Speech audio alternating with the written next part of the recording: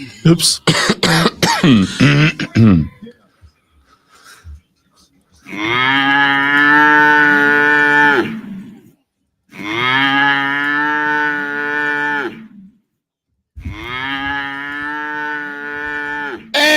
off we go. Welcome in, ladies and gentlemen, the Thursday morning edition of the Rob Brown Show starts now. Welcome in, good people of upstate South Carolina. Hello, America. What's up, world? Great to be with you. Happy Thursday. One day closer to another, I hope, rousing college and professional football weekend across these great United States. I am Rob Brown, the great one Lonzo, on the other side of the metaphorical glass this AM. And what a day we have lined up. What a show, I hope, we have lined up. We'll find out over the next 4 hours of electrifying entertainment because we've got all of the things to talk about this AM. My friends, we have got quite a bit of football as we will continue to look ahead to a pair of massive college football games for South Carolina and Clemson this weekend. The Carolina Panthers down in Miami, FLA, to take on the Dolphins in what feels like a tone-dictating game for the Carolina Panthers. This game feels like a game that will determine what the attitude of the franchise is moving forward. This game feels like if Carolina comes out and they look like they are unprepared and they look like the game plan is poor and they look like they are not executing well and they look like they have no leadership, then it feels to me like this might be the game where a lot of folks who have defended Dave Canales, Bryce Young, etc., Dan Morgan, perhaps, etc., maybe start to feel like that attitude shifts a little bit. And I would like to talk about that later on in the show. We talked yesterday about the concept of the get-right game. Carolina took advantage of theirs against Kentucky.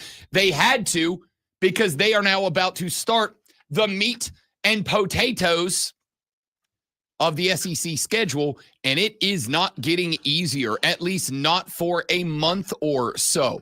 So we'll get to that. Clemson, get-right game against North Carolina. Fortunately for them, 2 of them in a row with Boston College. We talked about how this needs to be a step-by-step set for the Clemson Tigers. Go get everything right against North Carolina, then turn around, drop the bomb on BC, baby, and then get your head right for SMU coming to the crib. We'll talk about that. Before I get to any of that, I do want to get to this very briefly. Brian Snitker and the Atlanta Braves announced that he would not be returning to the manager's office next year for the Atlanta Braves. Which, obviously, if you have listened to this show, I, as a distressed Atlanta Braves fan this year, have given Brian Snitker hell over the course of this season. And I do not think that I was unfair when I did it. I don't think that I crossed any lines. I don't think that I went too far. I don't think that I said anything that was over the top for what he did. I don't think that anything I said was inappropriate. I don't think that I was rude. I don't think that I went too far. I think at the end of the day, Brian Snitker, throughout the course of this season, had a lot of managerial mistakes. And yes, there are other variables and factors that impacted what happened to a Atlanta Braves team that the expectations were very high for. The injuries were tragic.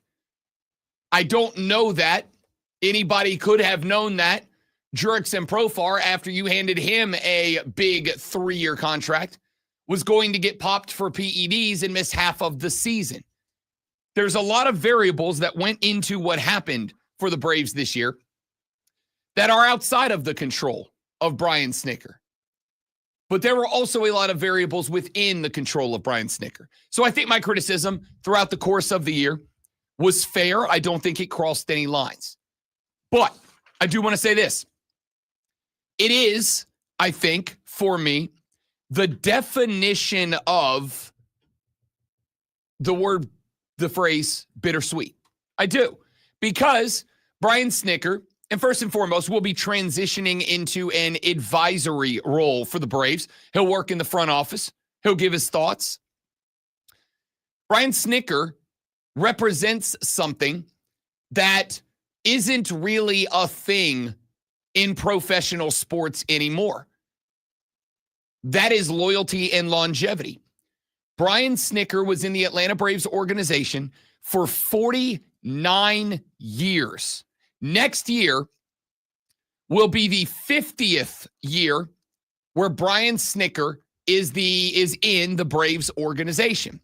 Brian Snitker, if you have followed his story over the years, was a guy who was asked to be a low-level minor league manager for a hell of a lot longer than most people are A, asked to, and B, can, right? Like if you are not good enough to get promoted from that level at some point, not that Snit wasn't, but if you're not the type of guy who is rising up through the ranks, at some point, an organization paying you to succeed, to thrive, will promote you.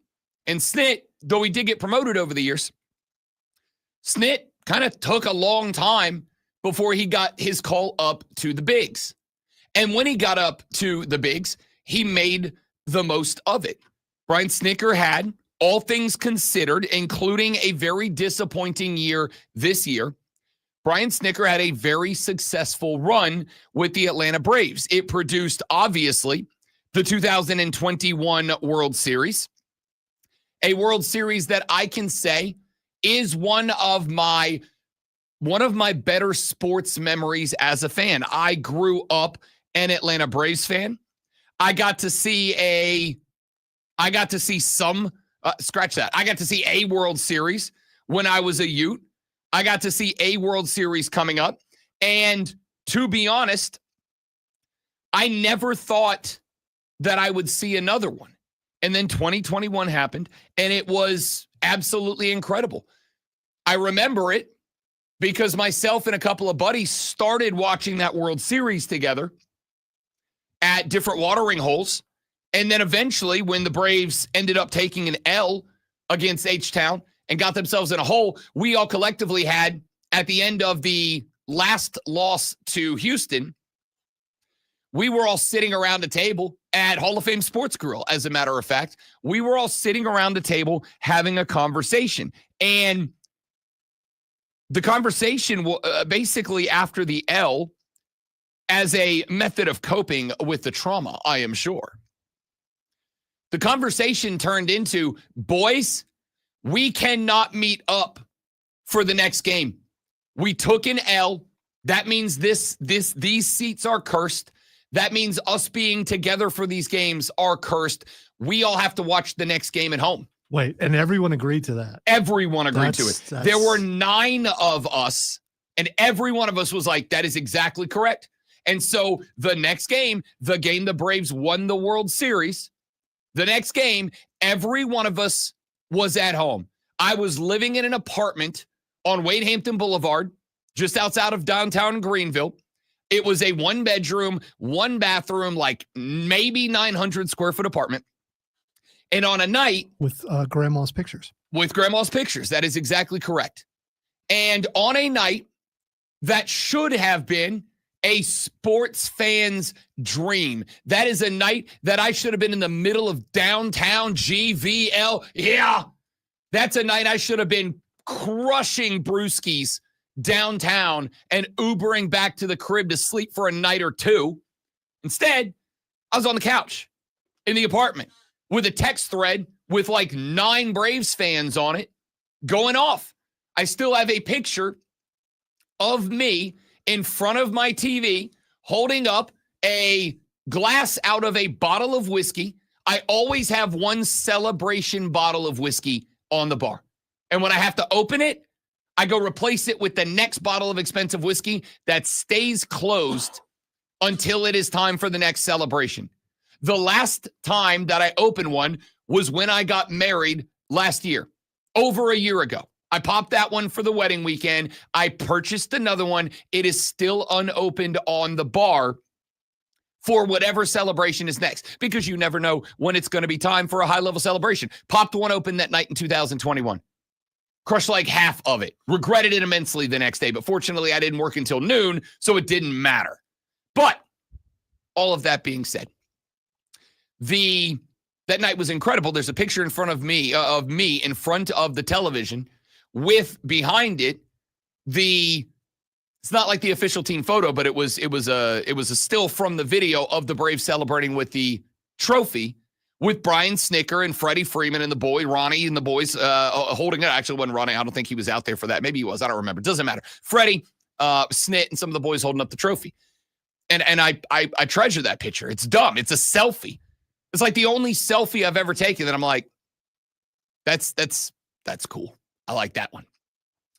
Brian Snicker is someone who, despite the frustration, despite the hell that I gave him on the air this year, is someone that I owe gratitude to. I think all Braves fans do. Is someone that I think all Braves fans owe our thanks to. 49 years in the organization, decided sticking it out thick and thin, and even when things got difficult this year, was still that guy. Took a load of crap from people like me and was still that guy. And I think there is something admirable about that. I think there is something to be celebrated in that. The best I can come up with, the wife and I had a number of weeks ago. We had a bit of an argument, not like a fight, but it was kind of an argument, and it was over a situation that, like happens when any two people who are different people, it was over a difference of opinion in a way a situation should be handled. Nothing big, not the end of the world, but I thought her way of handling it was dumb and bad, and she thought my way of handling it was dumb and bad. And we had a bit of a dust-up over it. And when the dust-up was over, she was pretty upset with me. I was pretty upset with her. And I went an hour later, I went to go talk to her, and I'm like, listen, I can't live in a world where you're mad at me and I'm mad at you. And she said, listen, and I don't know why this stuck with me. She said, listen, it's not always going to be sunshine and rainbows. It's not always going to be sparkles and glitter. We're going to have times, because we're different people, where we have a disagreement on stuff. And we're going to have times where you're upset with me and I'm upset with you. I love you. We're married. You are the person I want to be with. Just because we're not happy in this moment with each other doesn't mean that I don't love you. I can not like you, but still love you. And I went, all right, you know what? I get it. I understand that. And I think that was kind of what this year was with Snicker. Love the guy, but we had a hard time reconciling what was happening this season with a team that had high expectations and was an abject failure on the season. We had a tough time this season in a spot where we as fans thought things should be handled one way, and Brian Snicker handled them another way. We had a situation this year where somebody who has been dedicated and loyal and cared about the franchise enough to make a lot of sacrifices to stay in it for a half of a century. Snit was coaching this team, or coaching in the franchise, 10 years before I was born. That's incredible, man. Like that's When I say it is unbelievable, I am using that word quite literally. It is unbelievable. How many people in 2025, how many people do you know that are with a company for 49 years? Like, I know that it used to be that way, right? It used to be that Grandpappy worked at the mill for 60 years and then they gave him a gold watch when he retired. I know it used to be that Grandmammy answered the phone down at the hospital for 50 years and then they gave her a very nice diamond brooch when she retired. But that's not how the world works anymore. It's just not. And it's understandable why it doesn't. So for Snit to do that through the year 2025, I think that Braves fans owe him a debt of gratitude. Yes, it was a disappointing year. Yes, we had a difference of opinion. And all of this is predicated, by the way, all of this is predicated by the fact that I do not think that Brian Snitker was ready to step away.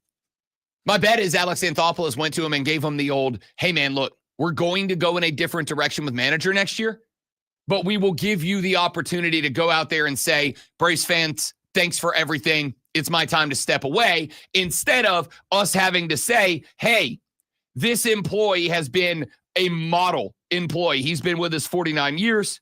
He has served the organization faithfully and consistently. He's always been one of our guys. And also he's fired, right? Like, you don't want to fire a cat after 49 years. So I think you say, here's the deal, Snit. We want to give you a career contract. You are an Atlanta Brave for as long as you want to be here. We'll put you in an advisory role. We'll let you come into work every day. You can still be part of baseball operations. You can still go down there on the field. You can still work with the boys. You can be a developmental guy. You can help run the minor league system, whatever you want to do. But we've got to have a new manager in the dugout next year. And I think that is the right way to handle it. Now, I've got a lot of other concerns about the Braves offseason. We'll get to that as the offseason develops, playoffs still underway. But despite the hell that I gave Brian Snitker, and I want to be clear, I'm not going to apologize to Brian Snitker for it, because I think it was baseball criticism. And I think it was fair baseball criticism. But it was baseball criticism nonetheless. I'm not going to apologize for that. What I am going to say is I appreciate Brian Snitker. I appreciate 49 years that he did everything he could to make the organization from its bottom ranks to the Braves themselves better. I appreciate Brian Snitker for the host of divisional titles that he brought. I appreciate Brian Snitker for the 2021 World Series above all else. I appreciate it for the 6 NL East titles. I appreciate the 811 wins. I appreciate all of it from Snit. I understand why it was time to move on. It absolutely was time to move on. It doesn't mean I'm not grateful to what Brian Snitker was or what Brian Snitker did for this Atlanta organization. All right, let's take a break. Speaking of criticizing coaches, Chris Fowler went on Instagram yesterday, posted a long video saying that you fans may be going a bit overboard in your criticism of coaches. And I'm not saying that he was necessarily referring to the criticism of one particular coach by one particular fan base that may or may not be a team that we cover extensively here in the upstate of South Carolina. But I am saying I think you'll be interested to hear what he has to say. We'll get to that. Lane Kiffin said dynasties are dead in college football moving forward. Does he have a point? The Big Ten is looking at allowing a private equity firm to become a $20 billion plus investor in the conference. The businessification of college football at its highest levels is well underway. We'll talk about that and a whole lot more. The Rob Brown Show rolls on. It is the Fan Upstate. Joe, good morning, big fella. Happy today is your Friday from two guys who today is our Thursday.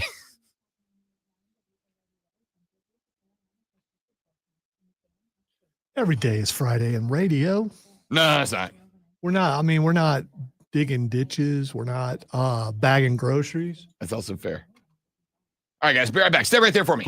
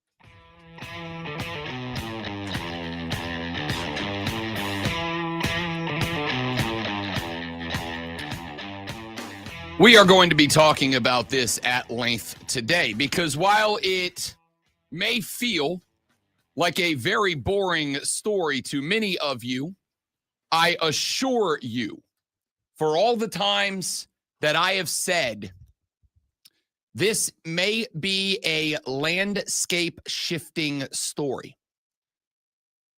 I know many of you have thought many of those times that I was being perhaps facetious, exaggerative, or trying to be a shock jock. Come on. I assure you, as somebody who has not only made it my goal in broadcasting not to do that or be those things, I assure you that I really don't try to be. This one, I am not going to say this may not be, or this may be a landscape shifting story. This time I'm going to tell you this is a landscape shifting story. Don't try to say those words next to each other. You may screw them up on the radio. This will be a landscape shifting story. According to Pete Thamel and Dan Wetzel, and if Pito and Dano get together on a story, the story's got implications. According to Pete Thamel and Dan Wetzel, the Big Ten is in discussions about a private capital deal that would infuse at least $2 billion into the league and into its member institutions. Here's what we know about the deal as of now. The discussion includes a 10-year extension of the league's grant of rights until 2046. The GOR for the Big Ten currently runs up in 2036. That is when they would renew their grant of rights for whatever comes next. Obviously, that would be predicated on TV deals, et cetera, how they're doing in the playoffs and extra money coming in and yada, yada, yada. This would extend it 10 more years past where it is at now. So it would take the grant of rights to 2046. The reason for that would be this $2 billion would go into a pot that would be spread out across all of the schools. It is a massive and immediate influx of cash that would be given to the schools.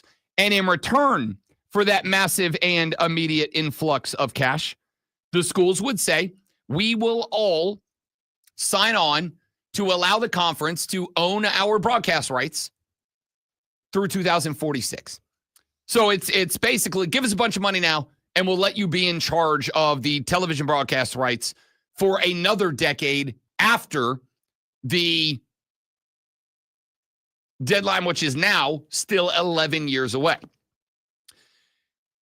Right now, according to Thamel and Wetzel, there is support amongst the Big Ten member institutions, a majority opinion, but the Big Ten would like to have league-wide consensus before they approve this deal. The two report that there are a few of the league's bigger brands, including Ohio State and Michigan, who are, at least in some way, apprehensive about the deal, which makes sense. Ohio State and Michigan already make a buttload of money, more than every other member institution in the Big Ten. So if a huge influx of cash was to come in, it's kind of like I have said before when I talk about billionaire owners. I do not feel bad when billionaire owners say, well, this thing that I would have to do instead of taking a tax break would cost the billionaire owner X millions of dollars. Yeah, that's a drop in the bucket when you have that much money.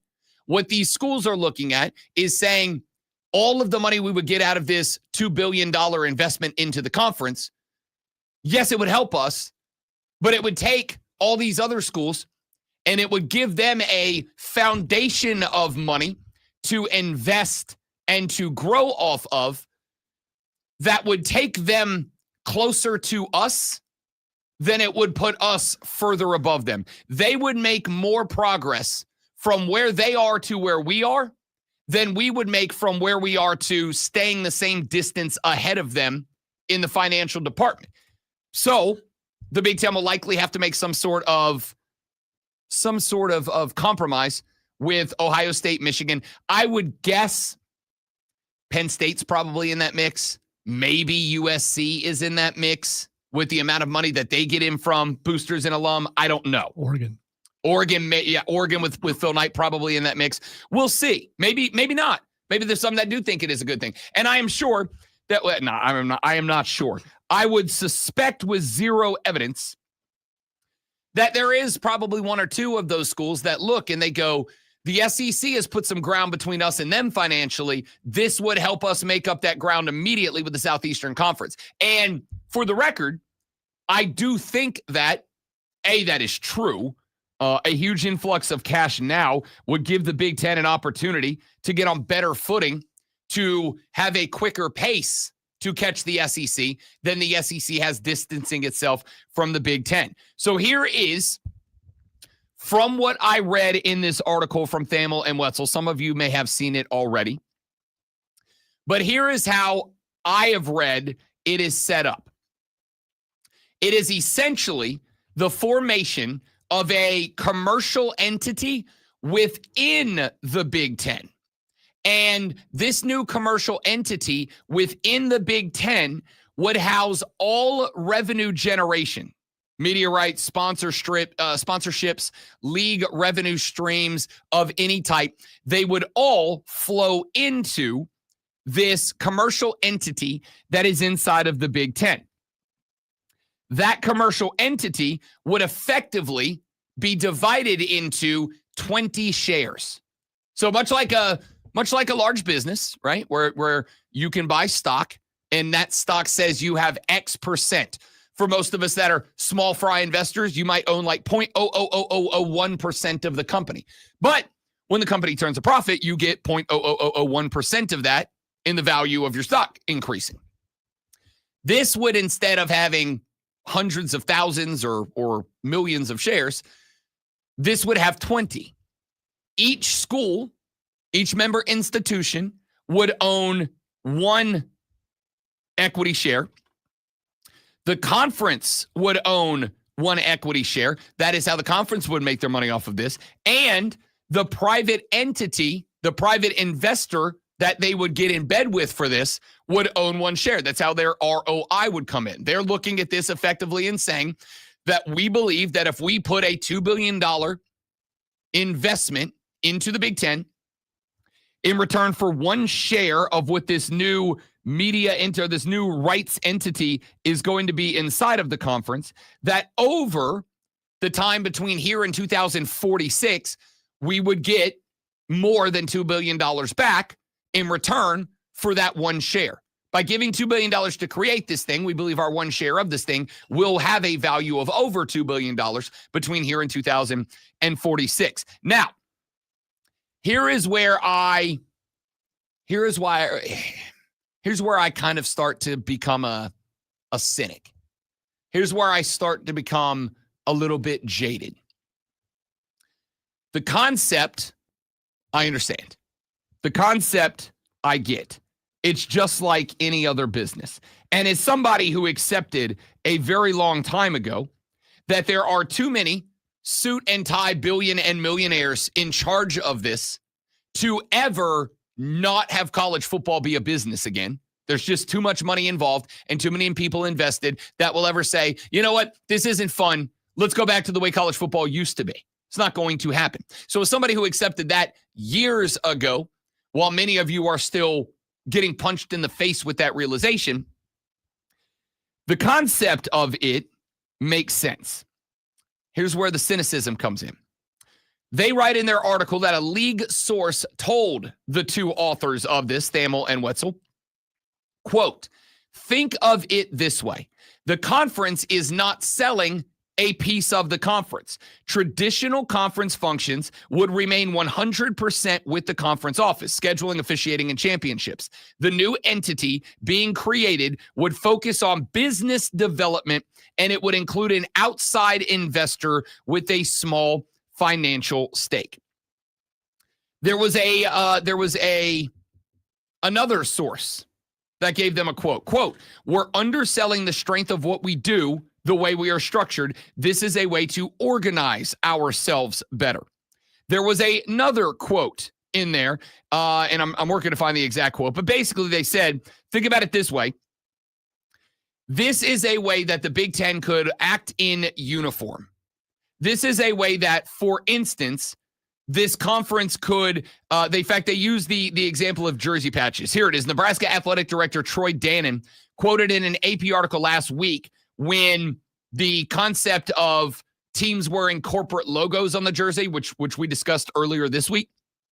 Quote, "If you jump in now, and I'm going to get a little bit of money because of the jersey patches, I would really like to see if there's an opportunity for our conference to put all those jersey patch rights together, and all of a sudden they're worth a whole lot more to the institutions when 18 are playing instead of one." So basically what they're saying is, in this capacity, the conference would have the ability to go sell jersey patch rights, and this is just one of a million revenue streams that may be dictated by this. The conference would own the right to sell the jersey patch rights, meaning that instead of every school getting $1 million, I'm making up numbers here, most would get more than that, but $1 million for Ohio State to put, the Skyline Chili logo on their jersey. No, it would be the Kroger. I'm sorry, you have to claim it's Cincinnati. You have to claim it as a state. No, that's on you. Yeah, but Columbus, it would be Kroger. Trust me. Whoever it is. Or instead Wendy's. of Wendy's is that's fair. All right. Yeah. So Ohio State would get $1 million for the Wendy's logo, and then Michigan would get $1 million for the Michigan company logo, and Penn State would get $1 million. Probably has to do with porta potties or something. Who knows? Yeah. Penn State would get $1 million for the Penn State company, the Pennsylvania company logo, whatever. Instead of that, hey, where's that money go? Well, in those patches, as it stands, goes to the athletic department, goes to the school.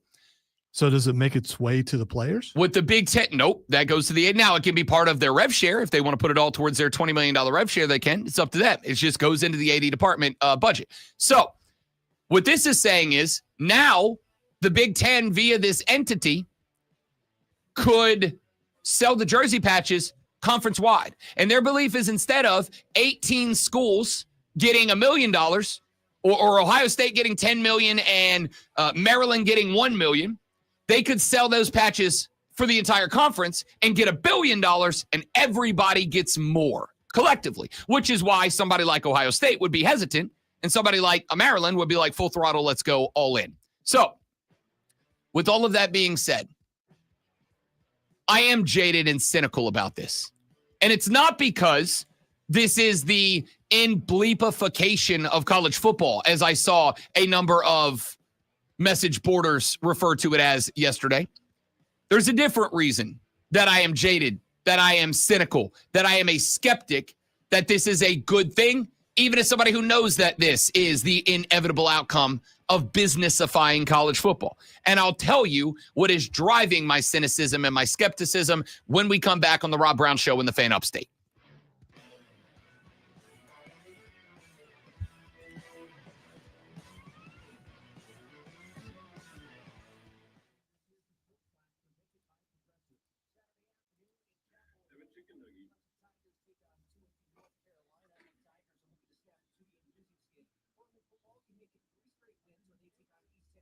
There you go. It happened. See? Instant kicked in. Oh, yeah. Oh.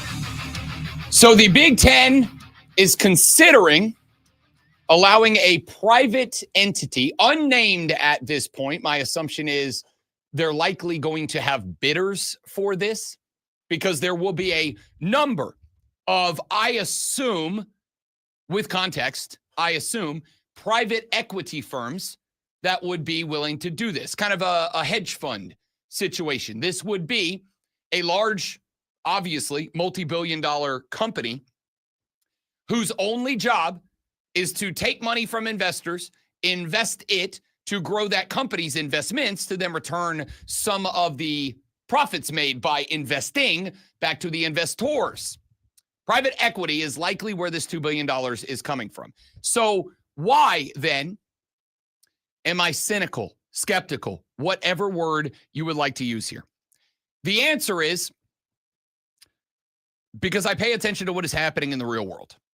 And the answer is because private equity firms are not a group that is going to invest money into something and then is going to sit back and not be involved with what happens here.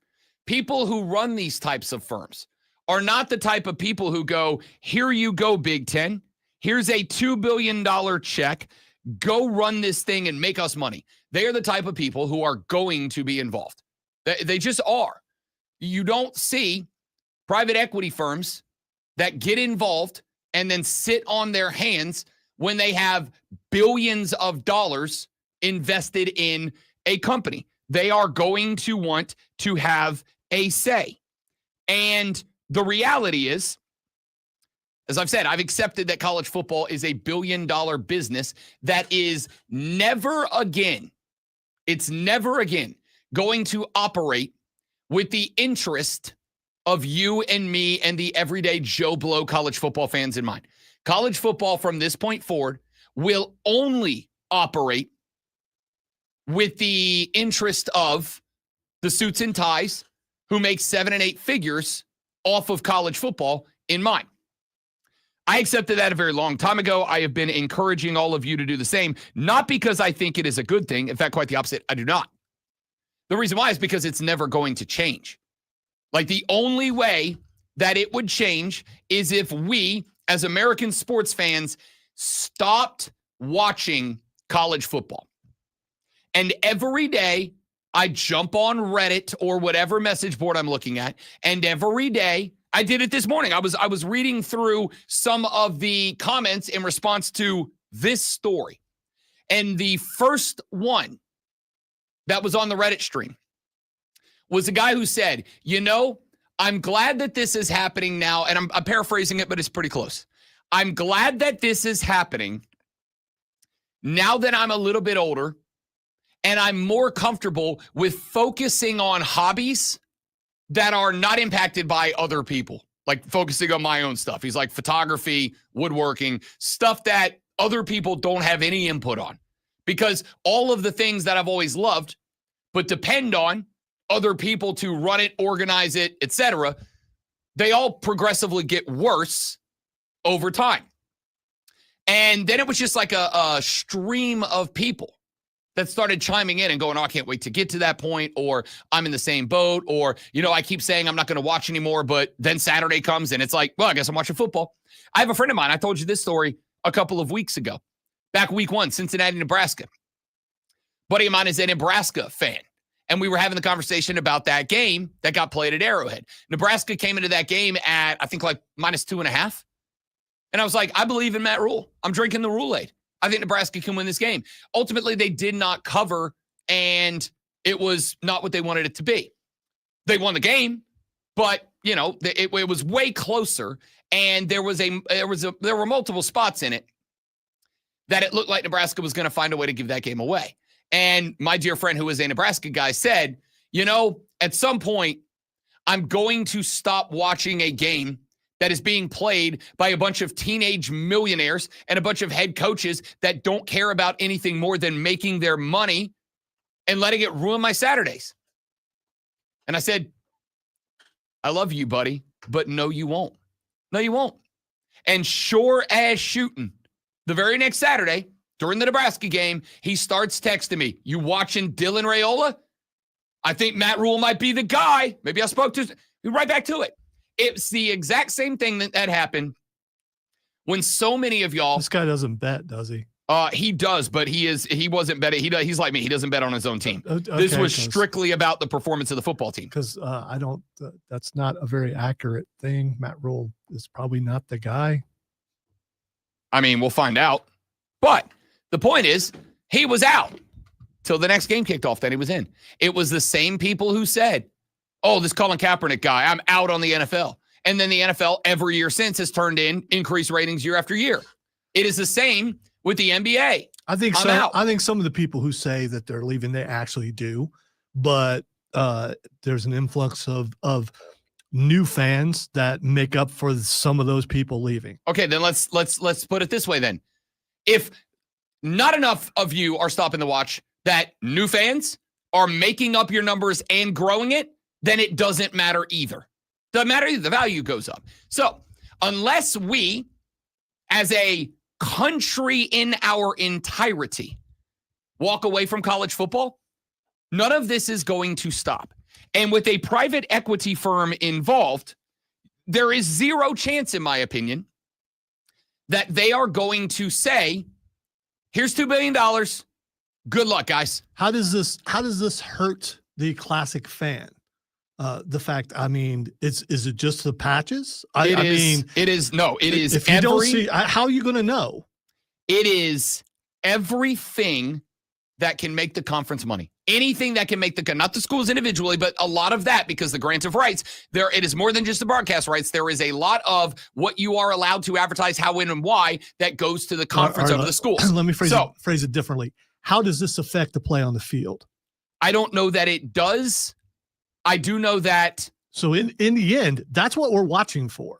I mean, advertising is important, all that kind of stuff, and it will influence you whether you think it will or not. If you see something enough, you may, when you're thinking, "Oh, I need a hamburger. Oh, I've seen like 10,000 McDonald's commercials. I think I'll go to McDonald's." It does work, but in the end, it's about the play on the field. If it's not affecting the play on the field, then I don't know why it matters that much to people. I don't know why it would stop them from watching the product. There is a sentimentality amongst college football fans. And I will say that this is one of two things is going to happen. Either collectively, the audience of college football, which we have seen growing every year, will plateau because of the businessification of college football, and will start to decline because what I think a lot of, and I will say this in a paint with a broad brush way, I think a lot of this sentimentality of college football is from older fans. It's from fans who like it, and when I say older, I'm including myself in that. I just think unless you look like a NASCAR driver with patches all over your uniform, most people are not going to notice. I don't know. What I do know is you have heard, I have heard, we have heard the complaints from people who go. It's getting too businessified. I'm not saying it impacts anything, but when, for instance, when South Carolina took the Palmetto Tree logo off the field and put down a big yellow caterpillar sign, which fine, they made a ton of money doing that. We heard a lot of people who said, "I hate this. That Palmetto Tree on the field was a unique stamp of ours. That was our thing. That was, if you tuned into a game and you saw that, it had that old school college football vibe to it. And now that's gone. Now it's like I tune in, bang, there's another logo in my face." We have heard the conversation ongoing about adding more logos to fields for that. Now we got the jersey patches. I'm not saying it's going to impact everybody. You may not care at all. I'm sure there's a lot of people listening that go, "Hey, as long as they're playing college football and it's good college football, I'm all in." I can give you another example. You and I have had a discussion, and you were pretty upset when the Prime logo got put in a wrestling ring. Yes. If you watched a WrestlePalooza, there were logos all over the ring. Yes, there were. And it looked like an MMA fight. It looked like a boxing fight. It looked like a normal sport in the fight game. Yes, it did. And I can tell you that. And again, maybe I'm the outlier here, but since TKO took over, and it is very clearly, and they said it out loud. So this isn't like, "Oh, here comes Liberob, the Woke Warrior." They said it out loud. They do not care about classic wrestling or the family first that wrestling has traditionally, but they don't care about it. They have said out loud, we only care about driving the profit up. And I can tell you that. And I think you've probably experienced this during the last handful of Fight Clubs today at 9:20. I've never forgotten about it in my life. I have not watched nearly as much main event roster WWE. I'm not going to say I'm totally checked out, but I am not watching it nearly as much as I am. I'm more ingesting it now in like clips of the important things that happen, not the show. A lot more NXT and beginning to trickle back over to predominantly AEW because of it. That is kind of the vibe that a lot of college football fans have about college football. And when the primary motivator of college football becomes about making money and it's a distant second place to anything else. And when I say, I'm not just talking about like a school or a conference. I'm talking about the entire structure of it. Much like is happening, much like is happening in WWE. When it gets to the point that it is the only goal. You can make money. I'll give you the example. Me. The goal of mine in doing this job is make money. Now in the short term to pay the bills, hopefully one day in the long term to have retirement money for like, you know, own a yacht and an island money. Not that kind of island. Don't get weird. The goal long term for me is to make a bunch of money doing this. However, when we play the intro song at 6 a.m., my goal right this very second is not money. My goal is to put on a good show and entertain people and have people get invested and involved and want to be a bigger part of this. However, one of the reasons, in my ever so humble yet frequently correct opinion, that across all of sports radio, you are starting to hear uniformity across all radio stations. You're just getting the same voices and the same guys doing the same style radio. Why? Because at the end of the day, at the corporate level, the only goal is all the time and nothing else, never anything else, is to make money. And they're going to do whatever is the best at that thing. So at some point, I do think that if you have private equity money involved in college football, and maybe I'll be wrong about this, but historically speaking, when an investment firm has billions of dollars in the line, it makes the entity that they have invested in be concerned with only, nothing else, making money to be able to give that investment firm back their cash. That's it. That's all they're invested in.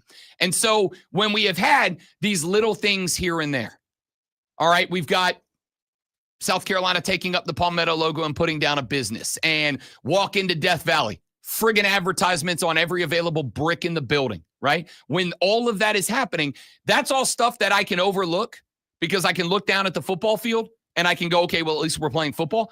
I'm not convinced. Here, I've been trying to think of how can I. I'll give you the example. The NFL has over the years done 100 things that impact play on the field. For what purpose? To make sure that their games start at an exact minute and end at an exact minute so that they can get the next game on so that they do not have to lose money on their TV rights deals. That is why NFL games will not change dramatically, because the goal is we have to have this game off so we can roll into the next one in our early and mid windows without missing a beat, because it will cost us money. It is that attitude that impacts the game. Is it drastic? No, but I would also say, and this is what I do think happens to college football long term. It's because that's been happening so long that we all know there's no shine anymore. Like, we're like, okay, that's what it is, and we accept it, and we're still going to watch the ball. And I do think that happens to college football long term. But here it is. Kane just showing up. And, you know, Kane and I butted heads on just about everything.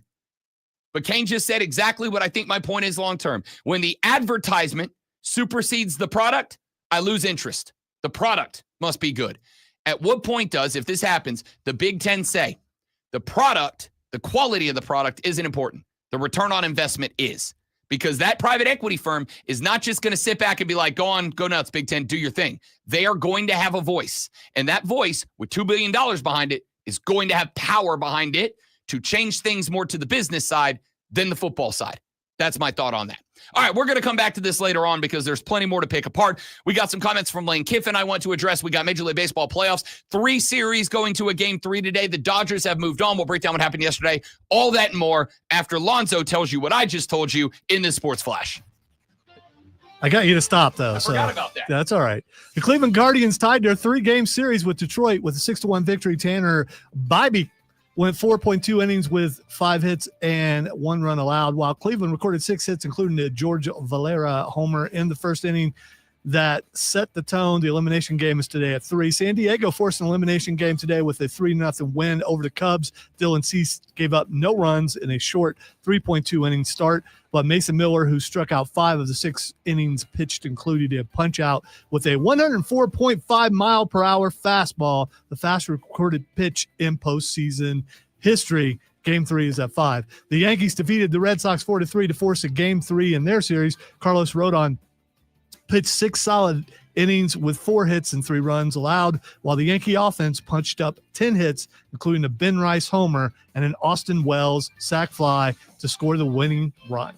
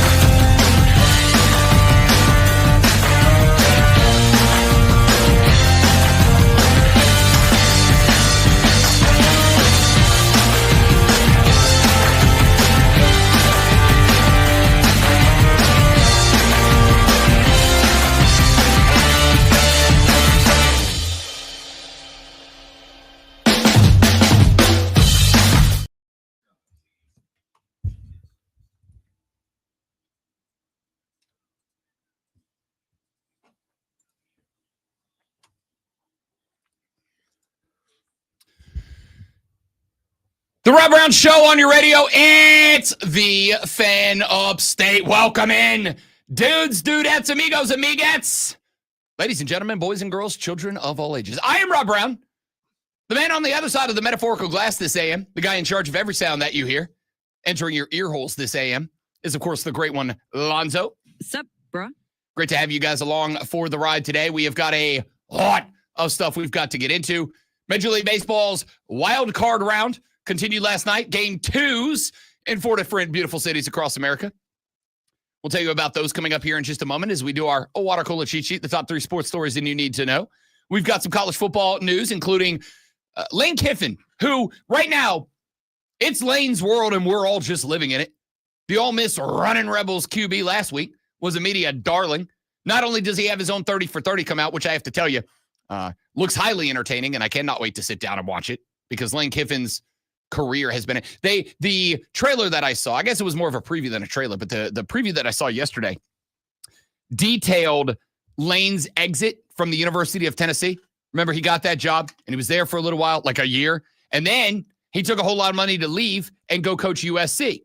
And in the trailer, you get the Lane Kiffin side of it where he's like, look, I always wanted to be the coach at USC. And the job was open, and they contacted me. And what I absolutely did not want to do was be at Tennessee for a handful of years and then sit down as an old guy and go, damn, I always wanted to be the USC head coach, and I had the chance, and I passed on it, and I regret it. So I went ahead and took it.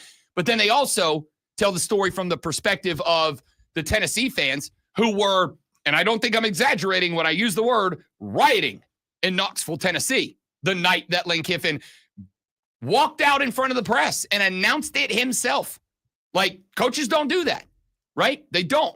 They may have a little farewell when they're getting on the plane, but they usually go to their new school and then they say, and thanks to Tennessee for the opportunity. I appreciate it. They're great people. I think they're going to be successful, but I'm glad to be. Lane was like, I signed the contract. I'm going to tell the people, oh, it backfired. It was great. So they tell the story of him being with the Raiders, his journey to Ole Miss. Of course, he also had the revelation that LSU linebacker Will Weeks is now dating his daughter. So what did he do? Went out there and beat LSU and knocked him out of the top 5, put a whole bunch of points, and had Will, this is true, vomiting on the field because of how hard they were going after that cat. Like, yeah, man, like I'm not going to be the dad that cleans my gun when you come over to take my daughter out, but my football team's going to beat your football team's ass. Wait, that's way more pride injury. Up on so he wasn't sick or anything? No, he was just the Ole Miss offense behind Chambliss, Trinidad Chambliss, was running at 1 billion miles an hour, and the LSU defense was gassed. My man was puking on the field. It's like, you want to talk about hurting a kid's pride because you're taking your daughter out. You don't do the old school dad of like, I'm not afraid of going back to jail. That's all. We don't do it anymore. Nah, you go out there and you make them puke on live TV. I'm sure he was consoled and he was fine. Yeah, I'm sure he's got a lot of NIL money. He'll probably be okay. He could walk across the field to. I was more talking about the daughter. Oh yeah, she's fine too. So she's fine too. Will could walk across the field and be like, hey, you got me, coach, and that's great. I got $1 million NIL contract and a date with your daughter tonight. How you feel, big dog? I think Will's fine. But it's Lane's world. We're all living in it. Lane had some comments yesterday. He believes that dynasties are dead in college football. And I got to tell you, I think he's right. And I don't hate it. We'll talk about that a little bit later on in the show. We've got NFL news as we get moving into week 5 of the NFL season. All of that coming up on the show. But it is 7:04 in the morning, which means you are inside of an hour until you've got to get your behind to the office. Sit down, log in, respond to all those emails, do all those projects that you don't want to do. Let's be real, you're killing time until tonight because we've got football on tonight, and all you want to do is watch football, and I understand that, and you understand that. So let me help you kill some time, shall I? You're going to talk sports to do it. You need to know what's going on in sports. That's why we do this. Are you ready for the playbook of the peculiar, the almanac of the absurd, and the encyclopedia of the extraordinary? Well, you better be, because we're diving headfirst into the 3 top stories that will have your coworkers saying, to win games, you have to win the game, not lose the game. First bathroom break. No. Here we go. Welcome to the water cooler cheat sheet on the Fan Upstate. I mean, he's right, you know. He's absolutely right. It's a profound statement. Yeah, he's right. Water cooler cheat sheet, top 3 sports stories you need to know before you get to the office and start killing time till football night in America. This is what you're talking about. Item number 1. I feel like I could have let that breathe another few seconds, you know? That's all right. We got there. It was impactful. I loved it. All right, good enough. If it was impactful, I'm good with it.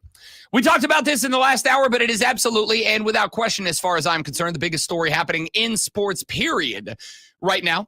According to an article from Pete Thamel and Dan Wetzel posted to ESPN yesterday, the Big Ten is in discussions about a private capital deal that would infuse at least $2 billion into the league and its schools, according to Thamel and Wetzel. The discussions include a 10-year extension of the league's grant of rights that would go until 2046. Effectively, any of the rights surrendered to the conference in the grant of rights, the conference will now be in control of conference-wide. According to sources, the private capital deal and grant of rights extension have been discussed for months and presented in multiple forms. A deal and the grant of rights extension would be a blow to the outside entities attempting to form a super league around college sports. That's an opinion here, which I do not necessarily subscribe to from Wetzel and Thamel, because I do not think we will have a super league. I do think we will have super leagues.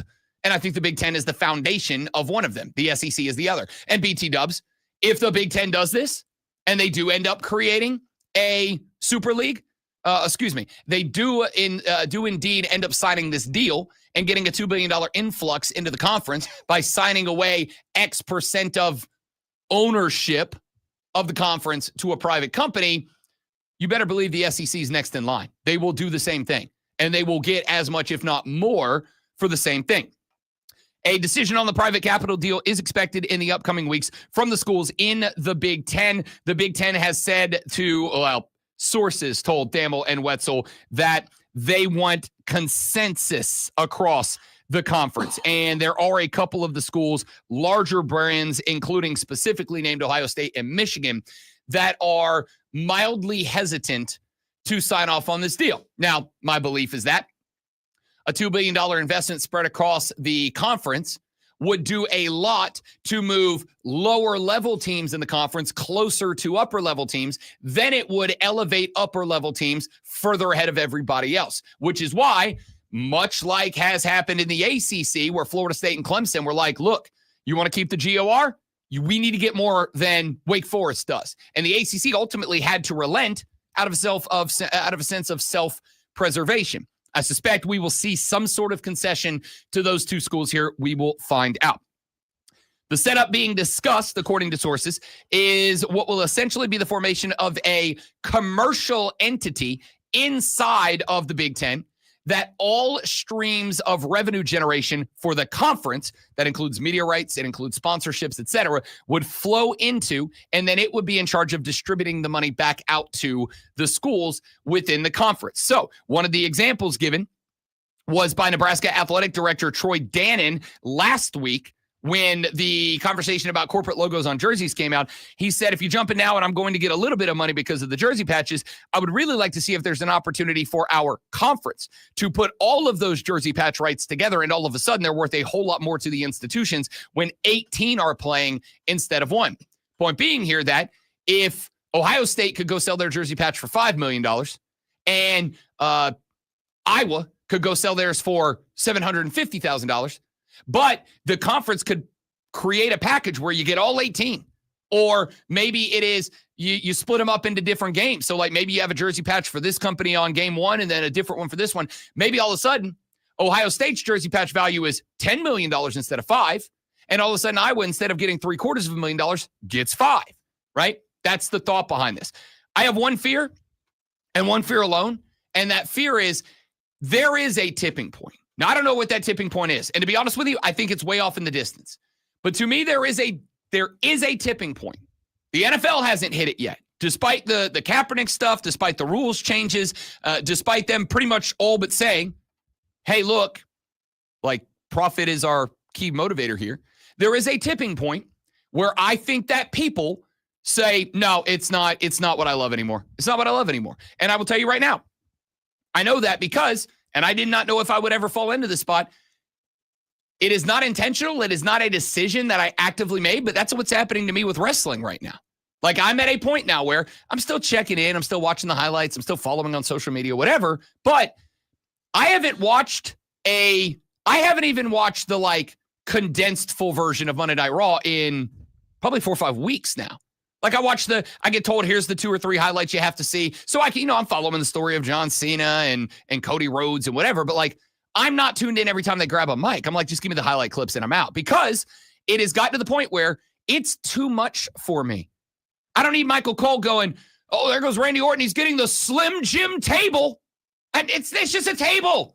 It's just a table. Just get the table. I can't live in a world where I would hear Bubba go, Devon, get the Slim Jim table. I don't need it. And I love Slim Jims, but I don't need it. Slim Jim's been a sponsor of WWE since Macho Man. That's Randy correct. Savage. So, but you've never heard the corporate sponsor here table before. Back in the day, there was Slim Jim matches for sure. I get your point. It all started falling apart for me for the Diet Mountain Dew, or the Mountain Dew Code Red Dark match with Bray. I'm like, you're gonna have Bray wrestle in the dark? That's our plan here? What are we doing, guys? Come on. So, point is, I think even for college football, and that is far, far further in advance than wrestling is, there's a point where you go, nah, it's just not the same anymore. It's not. And I don't know where that plateau is, but I do think it's there. But I can tell you, in my opinion, if a private equity fund gets to the point where they are controlling, or at least having a massive impact on the decision-making of the Big Ten, that's a step in that direction to me. We'll come back to this later on, because we do need to get to item number 2. We have not gotten to this story yet, but we will, because it deserves its own segment as well. A federal appeals panel on Wednesday dismissed the NCAA's eligibility case against Vanderbilt quarterback Diego Pavia. Diego Pavia playing this season under a preliminary injunction. The injunction basically allowed Diego Pavia to play while an appeals court decided if a legal decision that said Diego Pavia's JUCO time should not count against his NCAA eligibility to play football. In the past, it has. Now, as of now, because of this and because of the cornerback out of Indiana, it doesn't.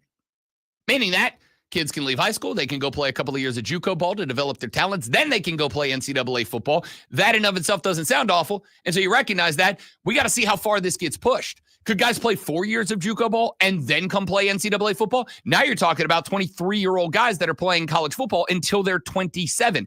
That started as a mild exaggeration to make a warning of where this could go. And now it's like, oh, that's actually a real and feasible thing. On top of that, with this appeals decision, not only does Diego Pavia get to play, but I asked this question when we had a similar story last week with the Indiana kid.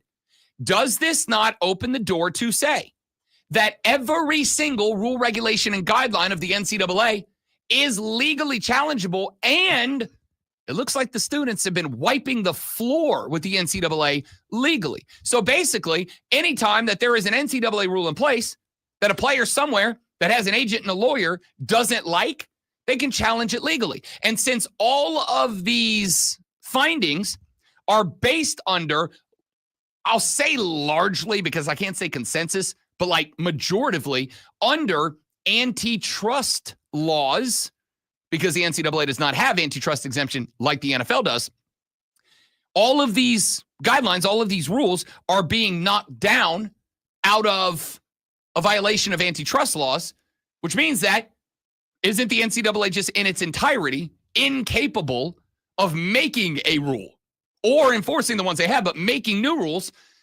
that fall outside of that decision-making process? We're going to talk about this later, because I do think it is a very big deal in the landscape of college football as well. But we got to get to item number 3.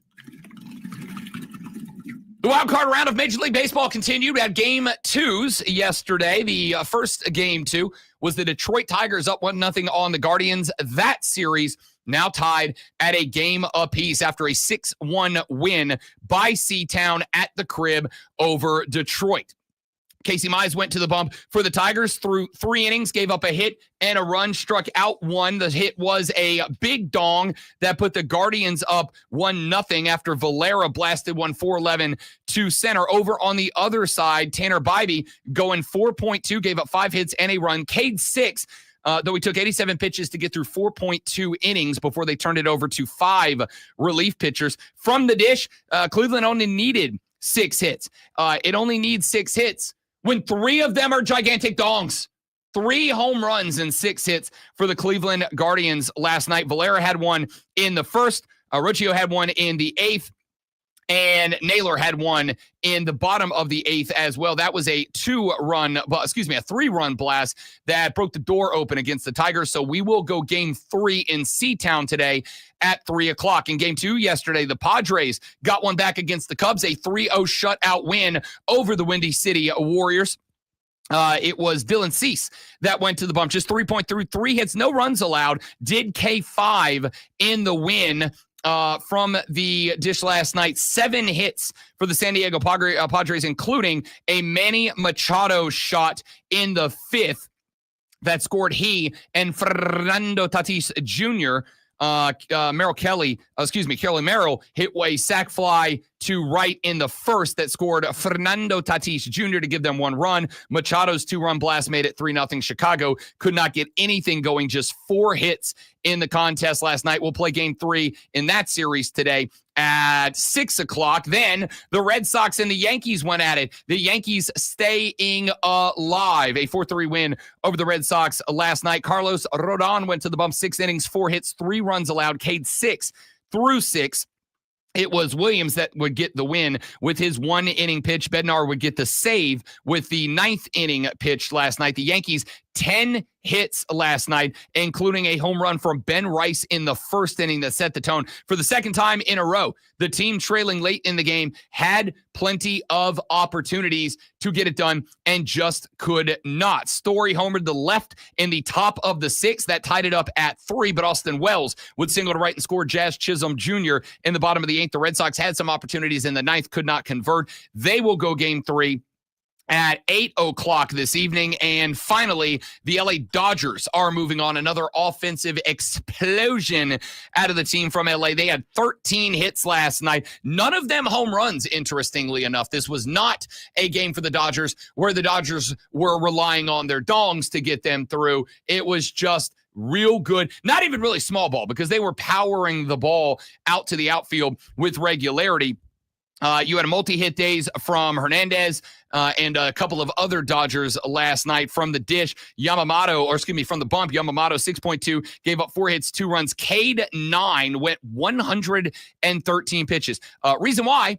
Because the belief was that if the Dodgers went to a game 3 with the Reds, they would start Shohei Ohtani in game 3. But that also means that Shohei Ohtani, who is starting to go deeper into games, would not likely be available until probably game 2 or 3 of a series against Philadelphia. That is going to be a much more difficult series because the Phillies are A, good, and B, rested. So the goal last night, I think, was to get Yamamoto as deep into this game as they could get him so that they could save Shohei Ohtani and the rest of the rotation guys so they could throw, although they will not have Blake Snell, their number 1 pitcher in that series, I think, though they may not have him, at least not on full rest when game 1 with the Phillies rolls around. They will have everybody else on full rest. So they said, we'll go ahead and go deep into this game with Yamamoto, 113 pitches. And he performed very well before they brought in Treinen Sheehan, Vesia, and Sasaki, who closed this thing out.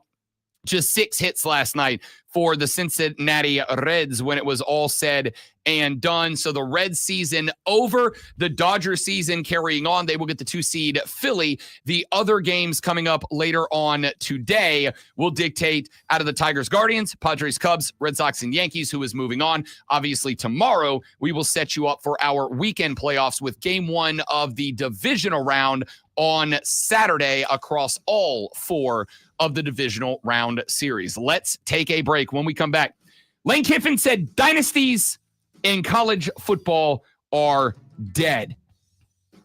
And I think he's right to some degree. And I'm having a love-hate relationship with the comments that Lane Kiffin made about dynasties being dead. I have a love-hate relationship, mainly because I love one part of it, but now I need to know who I get to hate moving forward. We'll talk about that next on The Rob Brown Show in the Fan Upstate. All right, dudes, do that. Stay right there just a minute for me. We will BRB.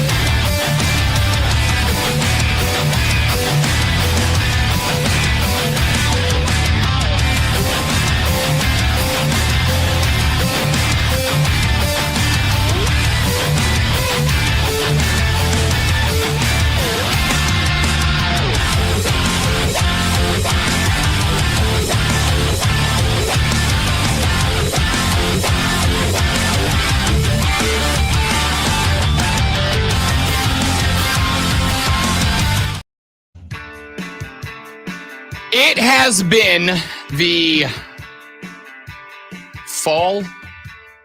season of Lane Kiffin, not like the fall of Lane Kiffin. He's had like 2 or 3 falls of Lane Kiffins, but he's back. Joey Freshwater. You can't kill Joey Freshwater, baby. Lane Kiffin, after the league added Oklahoma and Texas and moved to their 9 conference game slate starting next year, Lane Kiffin, the coach, by the way, of the 5-0 number 4 ranked Ole Miss Rebels. Maybe Joey Freshwater's figured it out. By the way, Trinidad Chambliss is an absolute dude. Said that he believes with the 9-game conference schedule and with name, image, and likeness rules and the transfer portal, he believes that dynasties are likely over. He told ESPN yesterday, quote, "In my opinion, the dynasties are over. Alabama with Coach Saban and then Kirby at Georgia, where they had those rosters year in, year out, and there would be a bunch of wins by 30 points in the conference. Those days are done," end quote. Kiffin went on to add, quote, "When I was at Alabama, they'd be like, go watch the outside linebackers. And there's 6 of them over there that are first-round picks. That's not going to happen anymore because if they don't play, they're going to leave. They can't keep them all anymore." This is, to me, this is an argument for the portal, not against it. This is an argument for the portal and NIL, not against it. I don't know about y'all. Actually, I do know about y'all because I've been doing this job 17 years. I think I've got a decent finger on the pulse of the college football landscape, or should I say fanscape. When Alabama was Alabama, when Nick Saban was at his peak, when what Lane Kiffin here is saying is true, that you knew Alabama's backup linebackers more than you knew the linebackers at like any other SEC school, because they said, this kid's going to be an NFL first-round draft pick. He's just not quite as good as the NFL first-round draft pick they have playing now, but next year he will be. Not going to happen anymore. And the reason that I have a love-hate relationship with Coach Kiffin's comments from yesterday is this. Because on one hand, I love that parity is happening in college football. Now, it is always going to be tilted to the SEC and the Big Ten, if only because they have the most money. And therefore, when we talk portal and NIL, they have the most that can go towards portal and NIL. They also have, obviously, and this can never be changed, a historical track record of being able to put your guys on big TV, which gets them more notice, gets them more scouting, et cetera, makes the path to the NFL easier for the best players of the best players of the best players. I need a definition. What is a dynasty? What is a dynasty in college football? You know, this is it championships or is it just playing at a high level? It's championships. I think you can be dynastic without championships, but to be a dynasty, it's championships. I'm looking at the list of national championships, and I don't see a dynasty. I don't think there is anymore. But I don't see one, period. You don't think Alabama under Nick Saban was a dynasty? How many championships do you have to win to be a dynasty? Okay, so let me say this. That's the thing. Let me say this because I want to dial in on why this conversation from Lane Kiffin is important. But the answer to that is, obviously, it is largely subjective. Your qualifications for a dynasty and mine are different. What I will say is, much like, who was it, one of the Supreme Court justices said, I don't know what porn is, but I know it when I see it.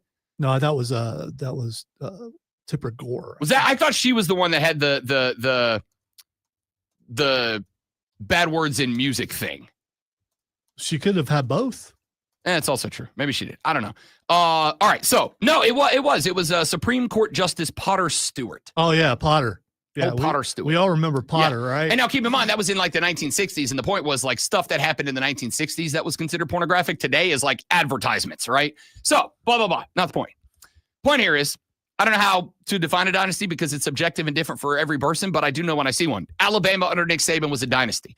I would be willing to make the argument, some of you will agree, some of you not, that Clemson had about a 4-year, maybe a 5-year run as a dynasty. You take 2 out of 4, I'd say that if only for a short period, you're dynastic. Whatever. The point is, I don't think you're going to see a lot of that anymore. I think you're going to see greater parity. See, I do agree with the parity, and I do think that is an advantage of transfer portal and NIL, that those players who couldn't play know they can go somewhere else and play, and good for them. And I think we are starting to see, like in the ACC and some of the other conferences, where it's kind of evening out, where the classic top of the conference, like Clemson, is now there's, even though people, well, they're more talented. Are they? I don't know. because people are moving around and they're able to make the rosters better. I think maybe there are still dynasties because Ohio State still exists. Michigan still exists. Georgia still exists. Alabama still exists, even though I thought they were down. Here's the thing. These are the classic schools that people are so tired of. The same 3 or 4 schools always and they're going to be, even with all this parity that's now, it's not going to change that. Okay. I don't disagree with that.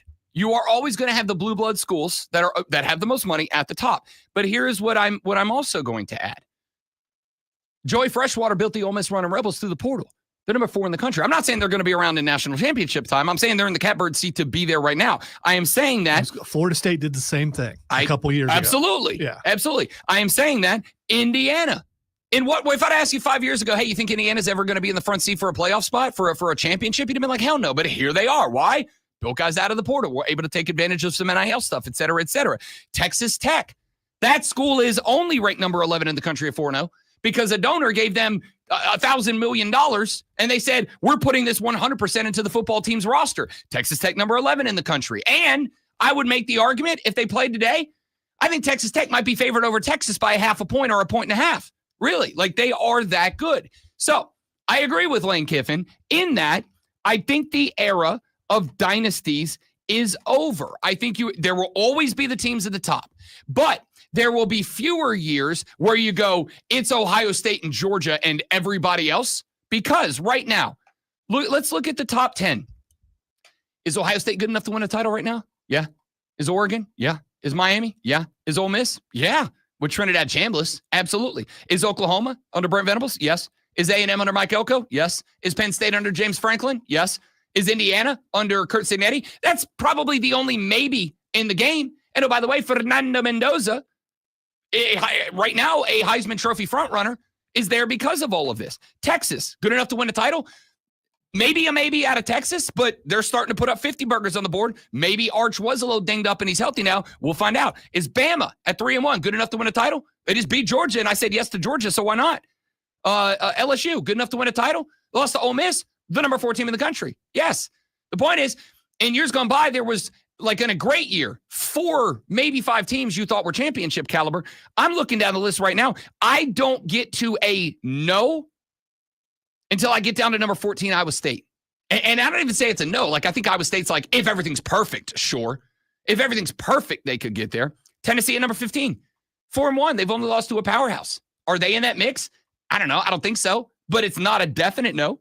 Vanderbilt under Clark. Like, Clark Lee's got Vandy in a conversation. At 5-0. What happens if Vandy goes and beats Alabama? Do we have to say they're good enough to win a title now? I think the answer is not no to that. Are you saying they're not? We don't know. I think the signs are leaning more towards that than the other. Why? Way. Diego Pavia, right? So the point here is, and Clark Lee, because he's a football dude. 10-year starter, Diego Pavia. Maybe so. The point here is, Lane Kiffin is exactly right, and you can quite literally see it in these rankings. Georgia, not a dynasty anymore, because there's like 5 teams in the SEC that are right there on par with them. Same with Alabama, same with Oklahoma, same with Ole Miss, whatever.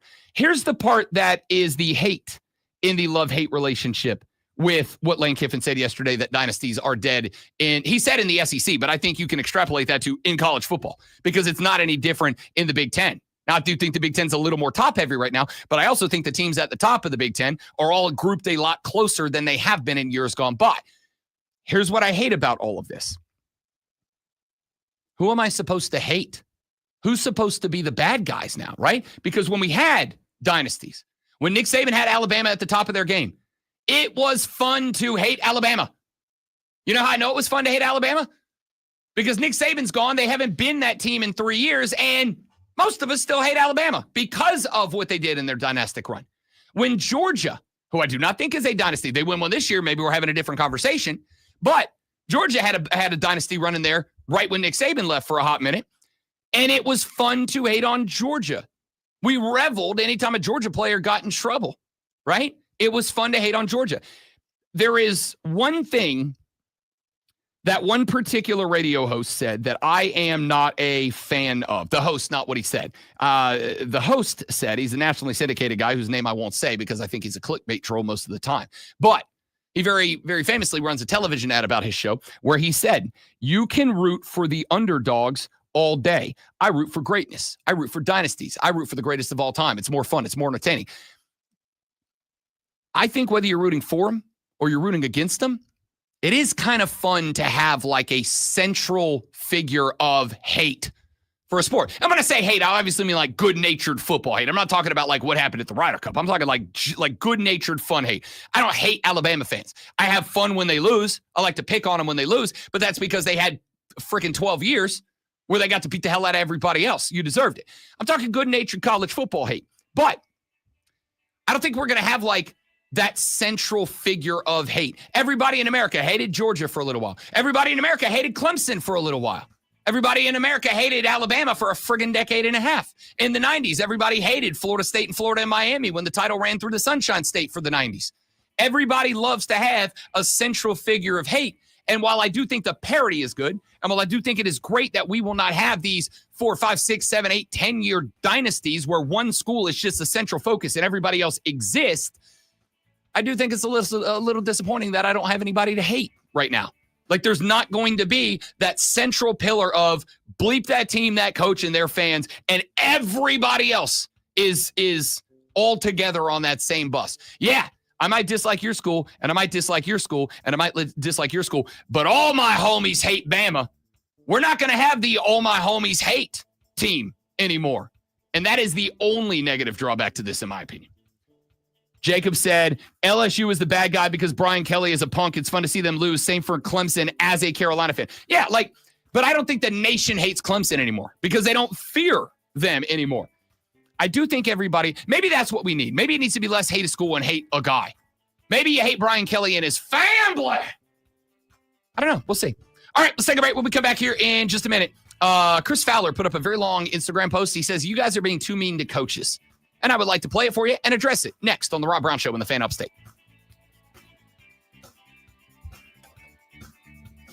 Good call, Jacob. I think in about 20 years when some of the guys who are currently going through the system grow up and become coaches, someone will figure it out and dynasties will make a comeback. That is a very good possibility. I'm going to say GOE because I don't know if that's how I'm supposed. I'm going to say GOE Bible study. Is it? GOE, I think that is a great point. I do think that down the line, somebody, just like in everything else, someone will innovate and figure it out. But I don't think you'll have like a Nick Saban 7, 8 year, 9, 10 year dynasty anymore because as soon as you figure it out, it gets out there. What Nick Saban did to make a dynasty isn't something you just do. Like you're that guy or you're not that guy. And you have to build to that point. Somebody will get there. They'll do it for 4 or 5 years, but then you'll start moving towards where you go, okay, it's a process within the system where if you don't subscribe to the process, guys can leave you. Somebody will figure it out for a minute. And then somebody else will do it, and then there won't be dynasties anymore because it'll become popular. Stay right there for me, guys. I'll be right back.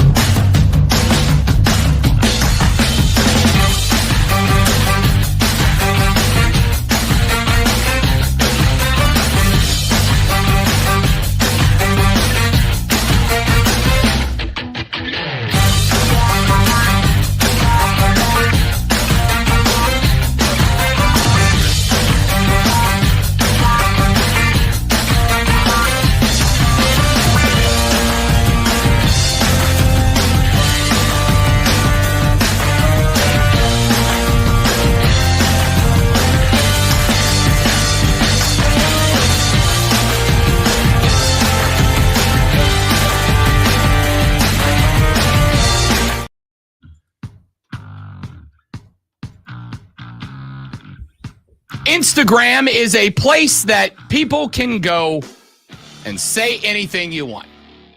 And there are times. Anything you want. There are times that I think that social media might be the worst thing that's ever happened to society.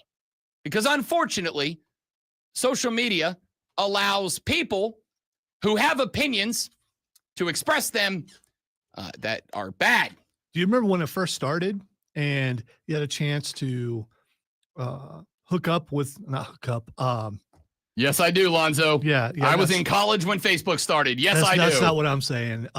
Find old friends and rekindle relationships in a way where friendships. All yours were probably friendships with benefits, but I'm just talking about, and family members who you hadn't talked to in a long time. Now you don't have to talk to them on the phone. You could just throw a quick comment at them or something like that. In the beginning, I thought it was great. There are still parts of it that are not bad. Absolutely. However, it also, again, amplifies the dumbest voices. And unfortunately, those voices catch on with people. Now, there is also a very good side to social media.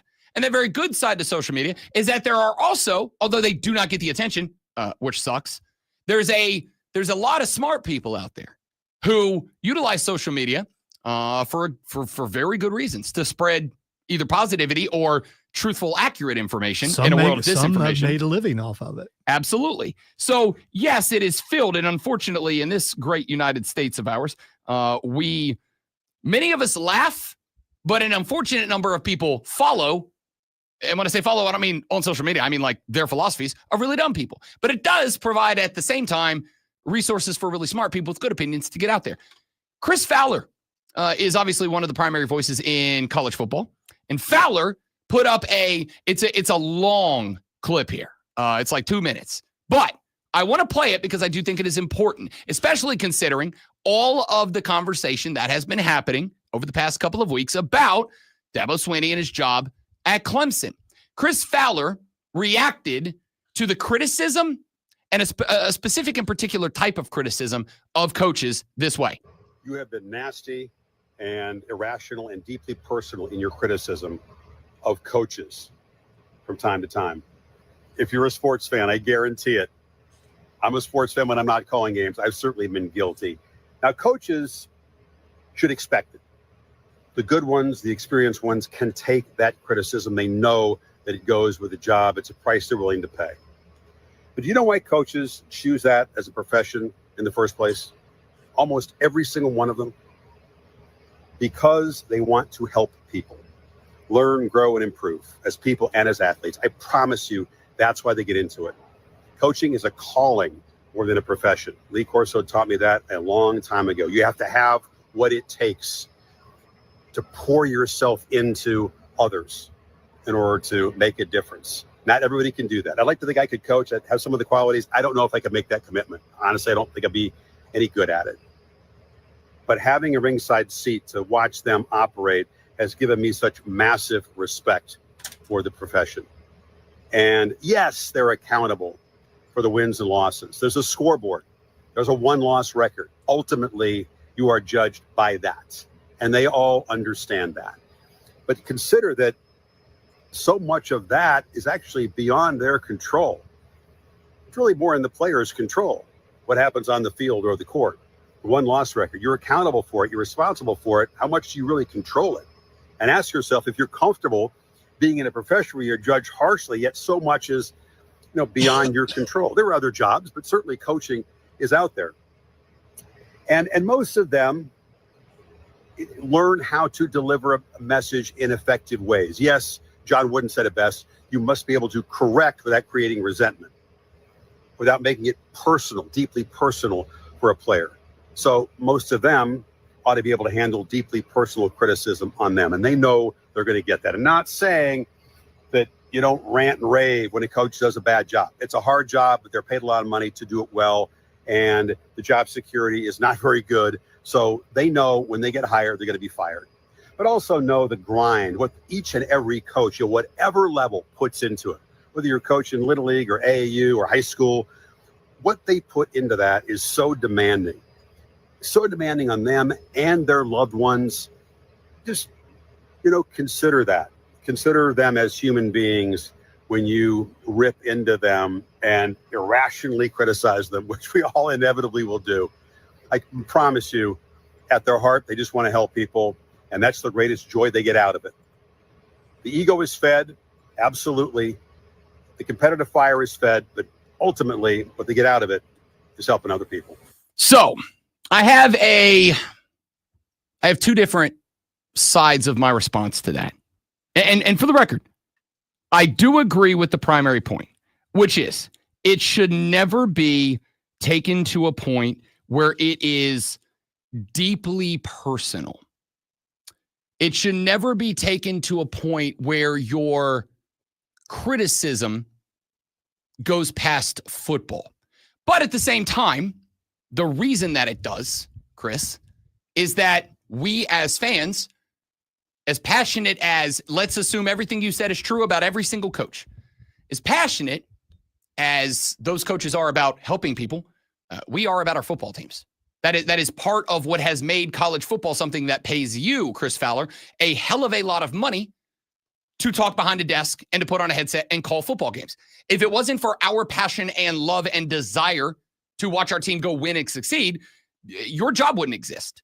So, yes, when someone becomes, in our opinion, accurate or not, when someone becomes what we believe to be the reason that a thing that we are investing in, yes, financially, but also our time, energy, effort, passion, whatever, yeah, they're going to take some criticism, sure. And I would go so far as to say that when you are getting paid, let me just pull a number out of thin air, $11 million to do a job and you're not doing the job well enough, yes, you're going to take, that's part and parcel. I think that I want to believe, let me put it that way. I want to believe that everything Chris Fowler just said is true about every coach. And I can tell you that. I do not coach now. I have been looking at getting back into it because I genuinely do love coaching. And it's not just the X's and O's of the game, which I love, whether it's basketball, baseball, or football. I love the X's and O's of the game. But also, I cannot tell you, over there in the corner of this studio, there is a baseball bat. That baseball bat is from the last Little League team that I coached. It is autographed by every kid that played on that team. If you put up a picture right now, I can name every one of them. Every one of them. Because at the end of the year, they, without telling me, threw me a party and said, this has been the most fun we've done, blah, blah. It was great. I believe that there is an element to that. I feel that element. I don't know that I feel it enough that it would become like the all-time profession or that I'm good enough that it would be a full-time profession, that I would ever be able to get to a level of, say, a Dabo Swinney. But also, when you get to that level, that's kind of part and parcel. Now, one other side of this. You absolutely should not, let me say that again for the people in the back, should not treat guys who are coaching your kids' middle school team like that, or your kids' high school team, or your kids' travel ball team, or the AAU team that your kid's on. You shouldn't treat those coaches because, and I will say, there are some exceptions to this as well. Guys who are coaching middle and high school teams are doing it because they love to coach. That is 100% true. I've been around a lot of them. There are some people who coach AAU and travel ball teams because it is good money. And those of you who pay for your kids to play AAU or travel ball, you know that. I have actually had I don't want to say a vendetta against, but I actually have a lot of hesitation towards some travel and AAU teams because I think you create a world where you price out a lot of kids from having a place to play. I just do. Because if all those parents who might otherwise be Little League parents are paying buku dinero to send their kid on a travel ball team, there may not be enough money left over for actual Little Leagues anymore. And that's sad, to be honest with you. Those coaches should not be beat up, though. They shouldn't, because those are doing what Chris is saying. But I would also argue that, Chris, when guys get to the level that they are coaching college football teams, at least the biggest college football teams, but I would argue the same is true for any college team that you know the name of.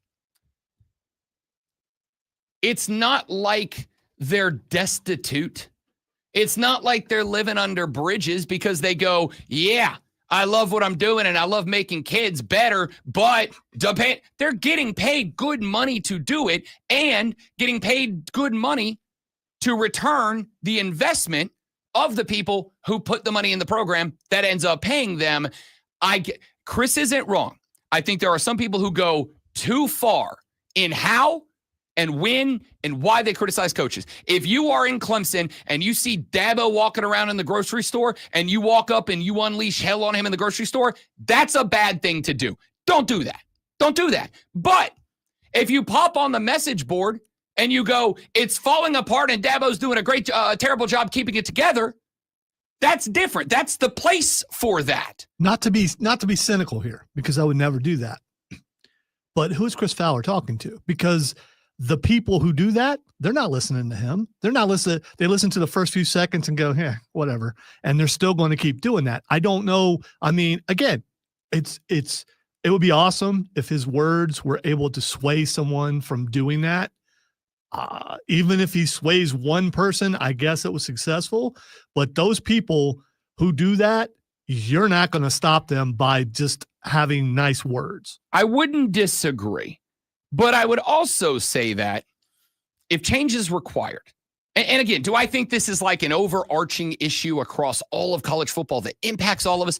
No, I do not. But I do think that there is a good proportion of people who could be told, like, hey, dude, like, you need to calm down. All right. I don't know. All my Taylor Swift clips have disappeared. Only those, though. Nefarious plot in motion, obviously. It had nothing to do with it. There are some people out there that need to be told, calm down. I have sat before. And again, like, I don't have an issue with you moaning and complaining about the performance of your football team when you're sitting at a bar at 11:30 at night with the boys talking ball. That's the time and that is the place. That is different, however, than, again, like seeing Dabo walking around Publix and being like, now's the time. All right, you said that twice. There's no way that he does his own shopping. I have actually heard stories from people that have, yes, yeah, like people I know that have said you will, and it's not all the time, but you will absolutely just see him out in public living his life sometimes, right? Yeah, but not grocery store though. Well, again, I'm just making up a metaphor. There's nothing Lonzo hates more than metaphors. Well, no, I just believe. Well, I love accuracy though. I believe that when you reach a certain level of celebrity and money, that other people shop for you. Okay. Wherever Dabo may be in public, that is a non-football event. I don't think that you're getting your morning breakfast and you look over in the corner and there's Dabo eating an Egg McMuffin. I don't believe that. Okay. It's irrelevant, the hypothetical of where we see Dabo in public. The point is, if you see the man out living his life in public and you walk up and you go start hammering him in public. Now, Shane Beamer, he'd be sitting in the corner eating an Egg McMuffin because that's a man of the people. Whether you see him eating a Egg McMuffin or walking down the middle row of your local Publix or in church or wherever, if you see that person trying to live their regular, normal, day-to-day, non-football life, and you're the type of person who's like, now's my time, now's the time to voice what I think is the change necessary for the program, that's not good. That's not the time and place. I completely agree with you there. And I do think there's enough of that. Here's what I'll say. It's true, and I say this about everything. How true is it? If anything is going to change about any situation, it always starts with speaking out. Even if that message is not going to get to the intended audience, the audience that needs the change, what you do is you begin to inspire other people who are on your camp to also feel like they can call out what is happening. So you don't believe preaching to a choir is the thing? No, because the reality is, while the concept is, to use that metaphor, you're preaching to the choir, what you were trying to do is get the choir to then go out into the public and do the same thing. And Fowler doing it on Instagram is going to reach 1 million people or whatever. But if of those 1 million people, if 250,000 people go out and then say and start telling their buddies who do act like that, hey, man, that's kind of a jerk move. Maybe don't do that. Then that is much more like it. Change doesn't happen from people like Chris Fowler or people in any demographic, politics, law, whatever. It doesn't happen for people giving their well thought out opinions on social. It happens on them winning over with good, solid argument people in public who then go out and have conversations with their neighbor and they spread it in a way that the neighbor goes, oh, I didn't think about it that way. They didn't hear Fowler, but they heard you. So I like what Chris is doing here, and I think his point is fair. What I would respond back to, though, for Chris is it shouldn't be shielded from criticism entirely. Dabo's making $11 million a year to do the job. Do the job. There's a difference. You get me? That's my take. All right, when we come back here in just a minute, we're going to talk some baseball. We got your audio blitz, a couple of clips I want to play. And I said Shador was going to do something earlier this week, and then he did the thing yesterday, and it's mildly problematic.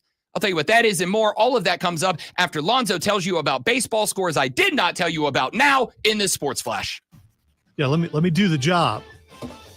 Cleveland Guardians tied their 3-game series with Detroit with a 6-1 victory. Tanner Bibee went 4.2 innings with 5 hits and 1 run allowed, while Cleveland recorded 6 hits, including the George Valera homer in the first inning that set the tone. The elimination game is today at 3. San Diego forced an elimination game today with a 3-0 win over the Cubs. Dylan Cease gave up no runs in a short 3.2 inning start, but Mason Miller, who struck out 5 of the 6 innings pitched, including a punch out with a 104.5 mile per hour fastball, which is really, really fast. It's the fastest recorded pitch in postseason history. That game is today at 5.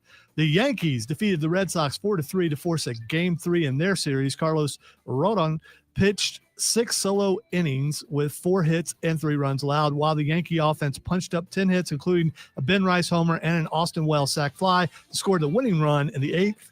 Game 3 tonight at 8.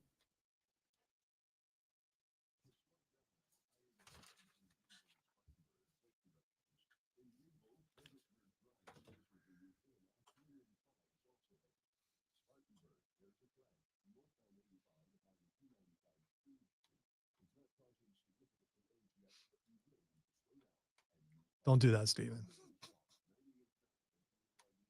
Because, I just don't embarrass me.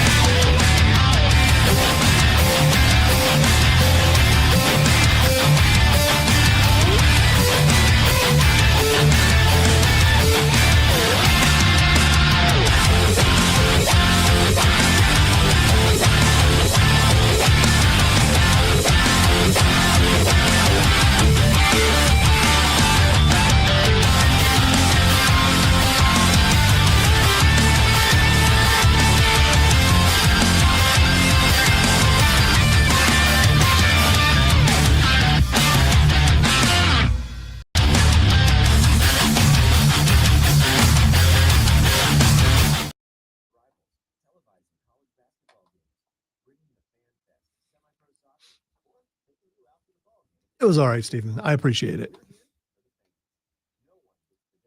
Admittedly, baseball is like a foreign language to me. So,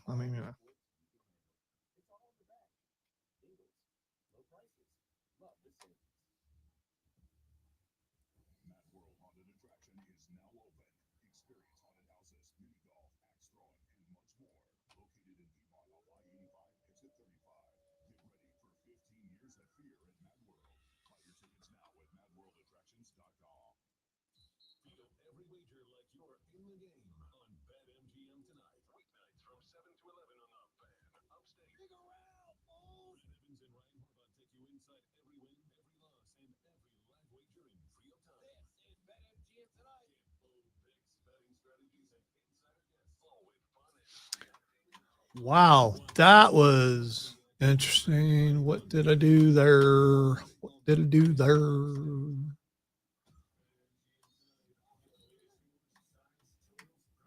Where are you at, Rob Brown? That's the wrong thing.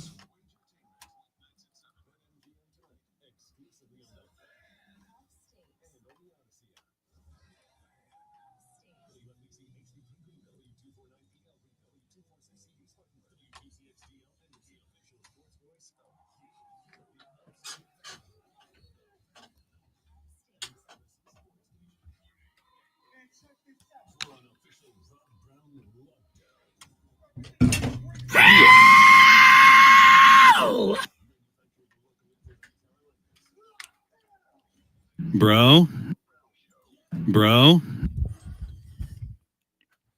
Can you dig it? The Rob Brown Show back on your radio. It is the Fan Upstate. Rob Brown, the Great Milonzo, and you. I haven't said this yet, so I'll say it now. The phone line's open, 844-326-3663. If you have thoughts on the Big Ten's potential business arrangement, working on a $2 billion private equity investment, where a private investment firm would provide a $2 million influx in cash, and in return would receive about 1/20th of the league's revenue incoming, with an extension of the grant of rights to 2046, meaning that from here until 2046, that private investment firm would get 1/20th of the revenue that comes into the conference. The conference obviously believing that $2 billion of cash now will increase their ability to make much more than that until 2046 with a gigantic investment in whatever they choose to invest that money in, but most of it going to the schools. Now, hey, allow all the schools to have a big old stack of cash that they can put immediately instead of having to wait and budget down the road. They just get a big old stack of cash now. Go, hey, do whatever you got to do to make your teams and your AD, your athletic department, as profitable as possible. My fear about that is, and I said this back in the first hour, if you missed it, go to thefanupstate.com, click on the podcast button, drop it down to the Rob Brown Show, and you can listen to hour number 1, where I went further into this story in a detail at your leisure. My concern about this, people who run private equity groups or hedge funds, etc., they are not typically the type of people who are going to, in effect, purchase 1/20th of your entity, company, because in this case, I would go ahead and say that if this happens, the Big Ten is officially the Big Ten company. And it's fair. We already know it already is, but this would just kind of, to me, slap the official title on it, right? If this happens, it is likely that how much enforcement is up in the air and TBD, but they are going to have a voice at the table of what happens in the Big Ten. And you know that the suits running a hedge fund that would be invested in the Big Ten, they're not the type of people who are going to sit there and just trust that the Big Ten is only going to make decisions in the betterment of their financial position. They are going to have a seat at the table. They're going to have a voice, and they are going to have some power. So is this further businessification of college football? And is it done so, or will it be done so in a way that will impact the on-the-field product down the line, right? We've seen what NIL has done to college football. Some of you have said, I don't watch it anymore. The ratings suggest otherwise. Some of you have said that the portal did this, whatever. I wonder if a bunch of folks who are hedge fund guys, and again, you know what? I was thinking about this during that break at the end of the 1 o'clock hour. You know what it kind of feels like to me? The 1 o'clock hour, the first hour, the opening hour, hour number 1. That's what I'm going for. You know what it feels like to me? Feels like David Tepper with the Panthers, right? Yes, you're the investor. Yes, you have power. Yes, you have a seat at the table. You're not a football guy. And when you start putting hands on football products, the football products go to crap. It kind of feels like that. Now, he won't, obviously, this firm would not have the power that David Tepper has over the Carolina Panthers. But the other thought I would have here is, if you're opening it to 1/20th, could you not then down the line at some point go, you know what, we're going to divide these shares in half again, and we're going to have 40 shares. Every school gets 2, the conference gets 1, and 2 different investment firms get 1. Now 2 seats at the table. Same amount of people at the table, but 2 seats at the table saying this is how we want this business to be run. I don't know. I'm intrigued. We'll talk more about that later on. If you have a thought, 844-326-3663. You can call that number, get on the air. It is also the number to the Hub City Spartanburger text line, 844-326-3663. Shoot a text. Let me know your thoughts. We'll respond to it. We talked about Lane Kiffin. He said he believes that with the transfer portal, with NIL, and with the major conferences going to a 9-game slate across the board, as the Big Ten has, the SEC will, and the ACC will, not next year, but the year after. He believes that college football dynasties are done. And I agree with Lane Kiffin, but I have a love-hate relationship with that.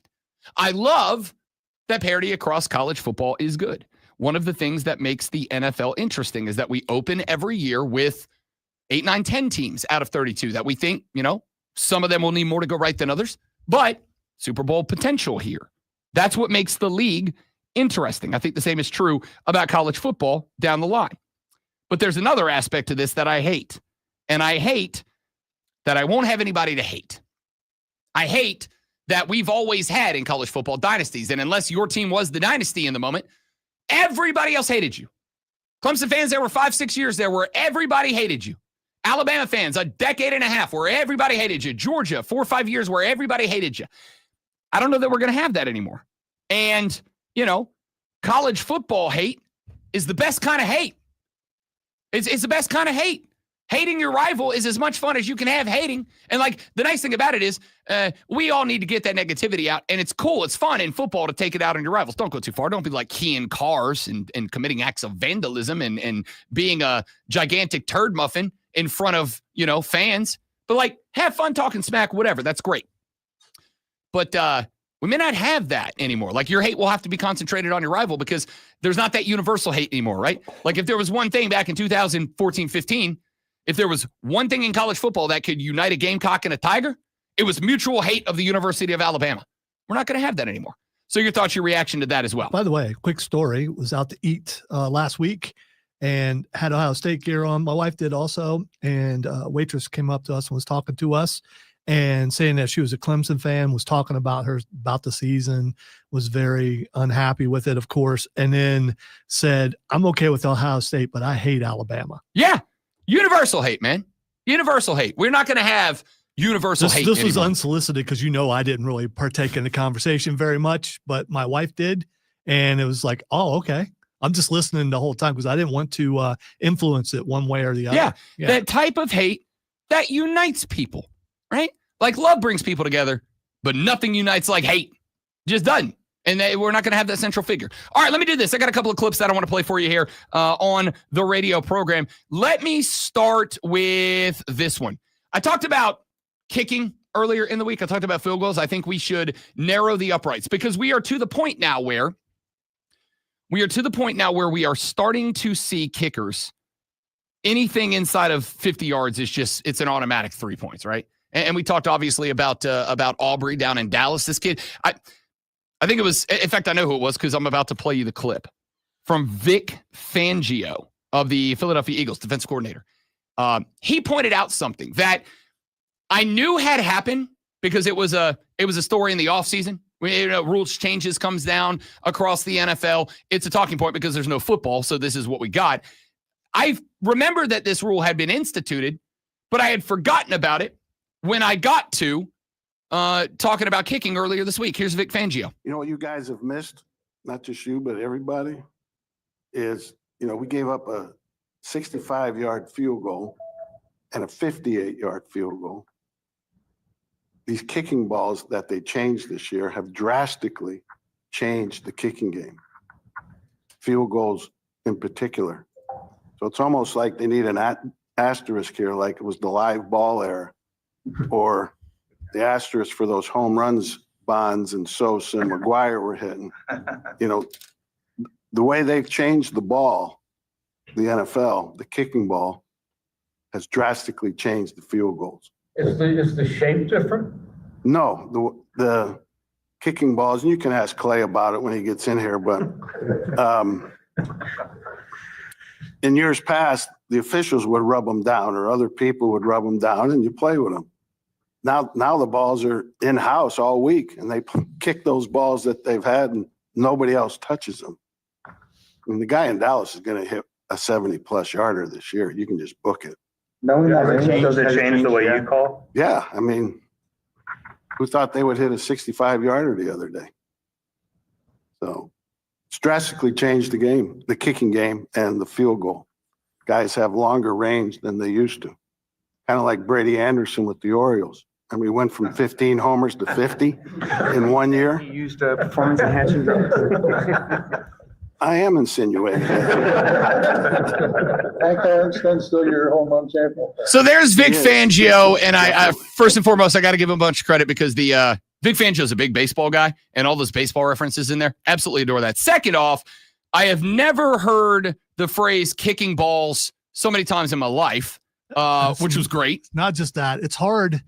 Okay, it's difficult. There he goes. Lonzo's on a heater this segment. It's difficult to have juvenile aspects to your personality and not want to laugh the entire time. See, that's why I just give in. I don't care Look at anymore. the stream. Yeah. I know. Look at the stream. Listen, it's like we all, unfortunately, I can't say we all, a good portion of us who have similar thought processes thought the same thing. Yeah, we all group together. We find our people.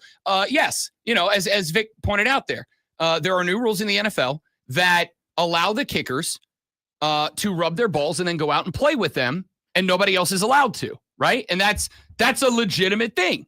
That's the new K-ball, as they're calling them, rules. I assume they call them K-balls because the NFL doesn't want to say, hey, kickers, listen, you can rub down your balls and only you can touch your balls, and then you get to go play football. All right, so I forgot about all this, but I remember now McAfee talking about this and the advantage that was going to be to the kicker, and that he believed that they would be able to get longer field goals out of it because they were able to do what they were able to do with the footballs. 100%. And I haven't got the chance to do this. I'm going to, but I looked it up. So far this season, field goals of 50 yards or longer are being hit at just a tick shy of 75%. You are of 50-yard field goals, 3 out of every 4 are good now. That's not a guarantee, but if I told you right now I had an investment that paid out 75% of the time, it's better than gambling. Right? Like that. Yes, I'm going to take that because I'm hitting 3 out of 4 times. Do you think that would have been the case in I was going to say like 1980. Do you think that would have been the case in 2015? Probably not. Now, there is obviously going to be the advancement of athletes, just like there is every other position on a football field. Guys are going to inherently get better as we learn more, as we have better science behind it, as people specialize in it more, right? Used to be back in the day, you might have been the long snapper, but you were also the left guard. Right? Like you didn't just get, now long snappers, they're just a long snapper. That's all they do. They go to practice and they long snap for 1,000 balls a day. That's what they do.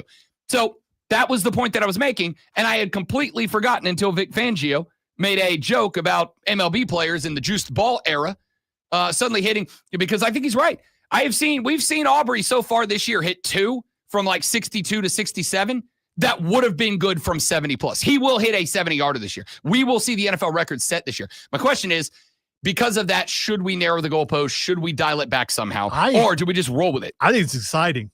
I do. I think it's put more excitement into the kicking game, and it's also is causing defensive coordinators and special teams guys to have to look at the game differently. It's no longer if we keep them from this point in the field, then they're not going to come away with points. Now it's like, oh no, that kicker can hit from here. We're going to have a different strategy. And I don't disagree. And for the record, it's the same for the team with the ball, right? Like if I know Aubrey's good from this spot, I'm on the 45 going in, and like he's hitting this spot at 75%. I might be a little more loosey-goosey with the offensive calls because I know I got 3 points on the board. Like I'm just about guaranteed 3 from here.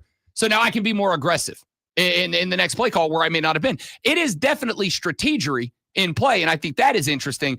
But at the same time, I'm like, 75% from 50, it should be 50-50. It should be a coin flip at best from midfield. All right, Ty Simpson is the quarterback for the Alabama Crimson Tide. Now, if you didn't see that game against Georgia, did you see the fattest fat guy touchdown?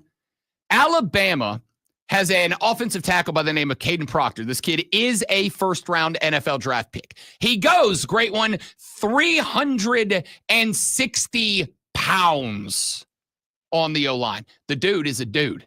He's 2 dudes. He's the size of 2.5 dudes. Well, Alabama decided, let's have a little fun here. They took Caden Proctor, an offensive tackle, and they put him as a wide out. And then they threw him a screen pass, which he caught. And, we all remember Chris Berman with his rumbling, bumbling, stumbling. Fat guy calls. This dude did not rumble, bumble, and stumble. This dude just steamrolled and train wrecked everybody in his way. He ran over a Georgia cornerback that I am relatively sure they went ahead and started etching his tombstone because Caden Proctor buried this kid. All right, I'm watching the play now. There's the pass. Just enjoy it. It's fun. Yeah, see, I did. Yeah, it's fun. I did see this.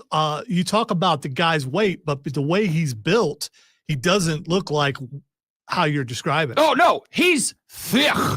I mean, with the emphasis on the. He's very tall and he's very wide. He's not like that He's guy not with traditionally fat. Yeah. He's muscle, but he's 360 pounds. So Ty he's Simpson. got a little bit of a gut, but it's not hanging over. That's a big He's guy. a well built. He's a prototype of, like, he's a Madden. If you wanted to play Madden and create an offensive tackle because you wanted to be a weirdo and play Madden as a tackle, this is what you built. Ty Simpson was at practice earlier this week, the quarterback who threw him that pass, and was asked about the raw athleticism of Caden Proctor.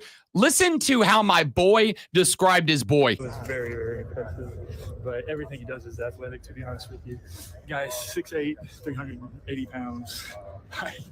You should see him jump out of a swimming pool.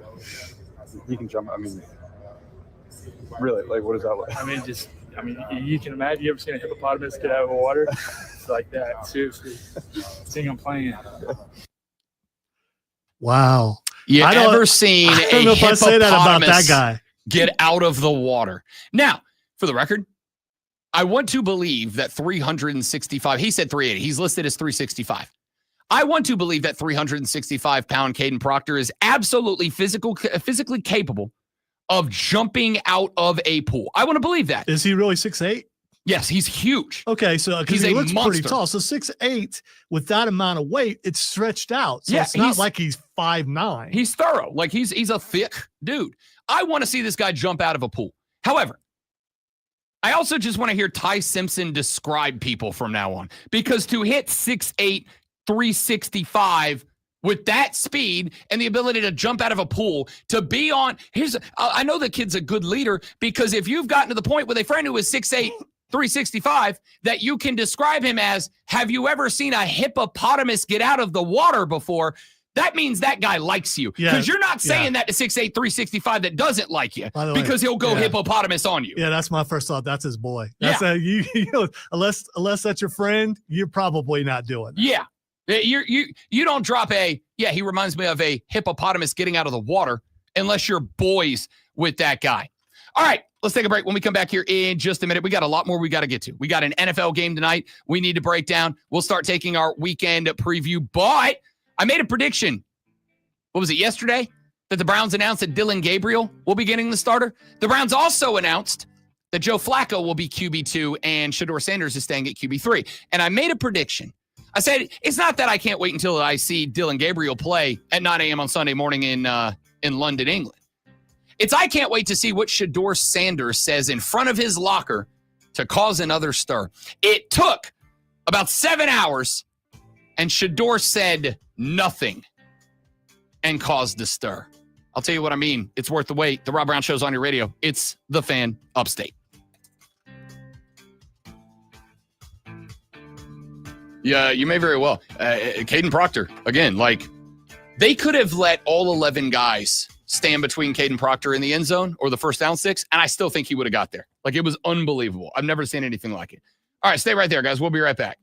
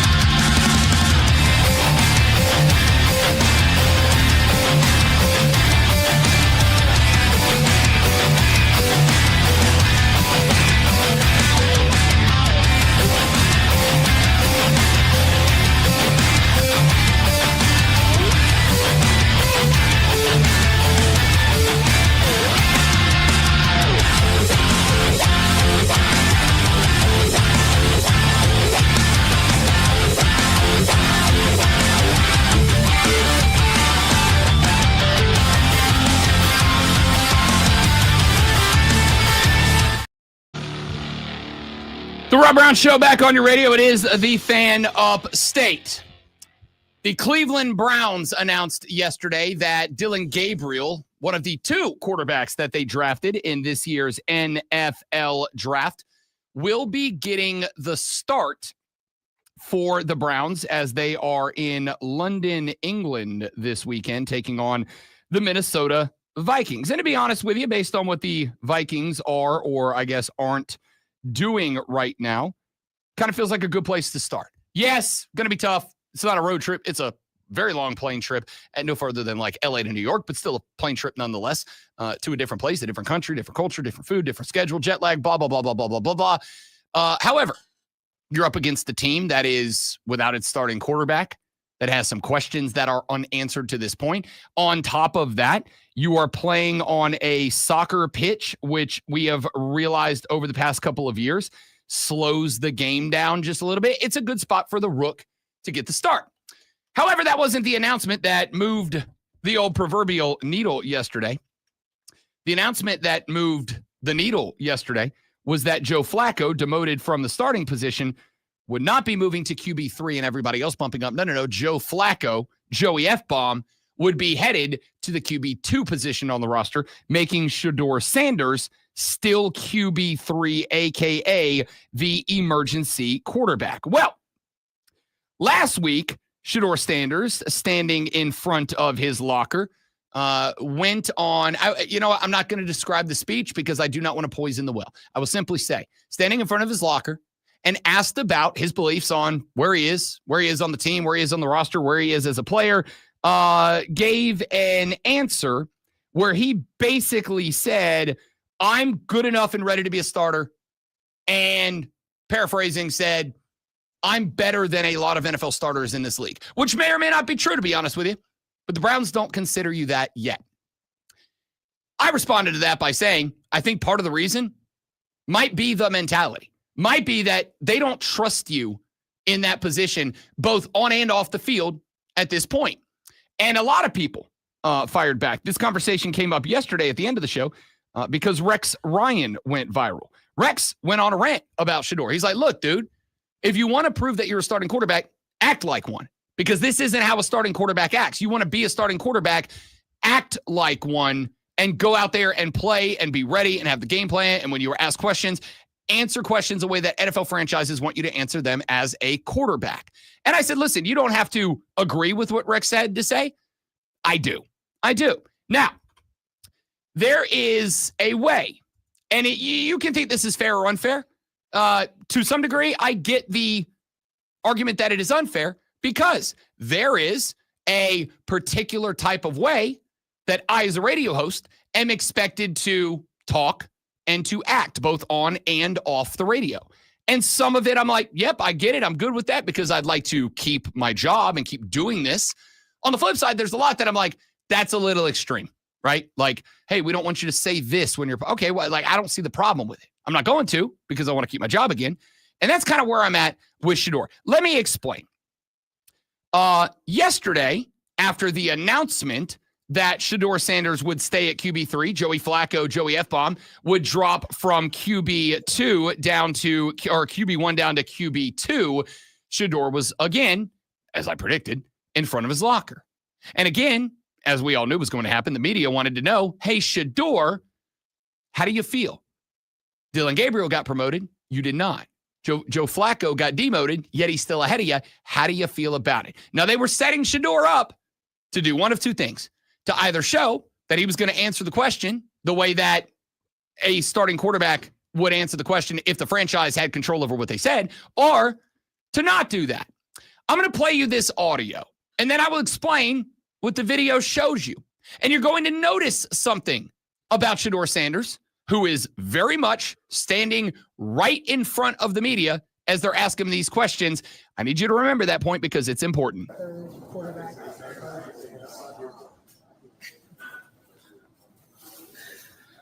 Vocally, anything to say? I guess one more. I guess what do you think you have to show to coaches just to have that belief in you that you can be ready? What can you say? How much has Joe been important to both of you and Dylan in terms of your guys' like development to this point?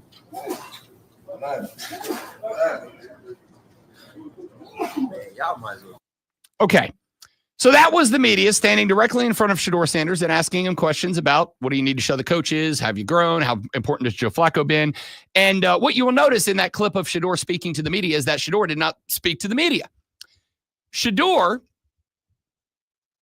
answered the questions, moving his mouth, being animated, making points with his hands without making a sound. He quite literally mimed. You know, the way that you would if you were messing with one of your buddies and you were like, pretending you were giving him an answer, but you didn't say anything because you're 7.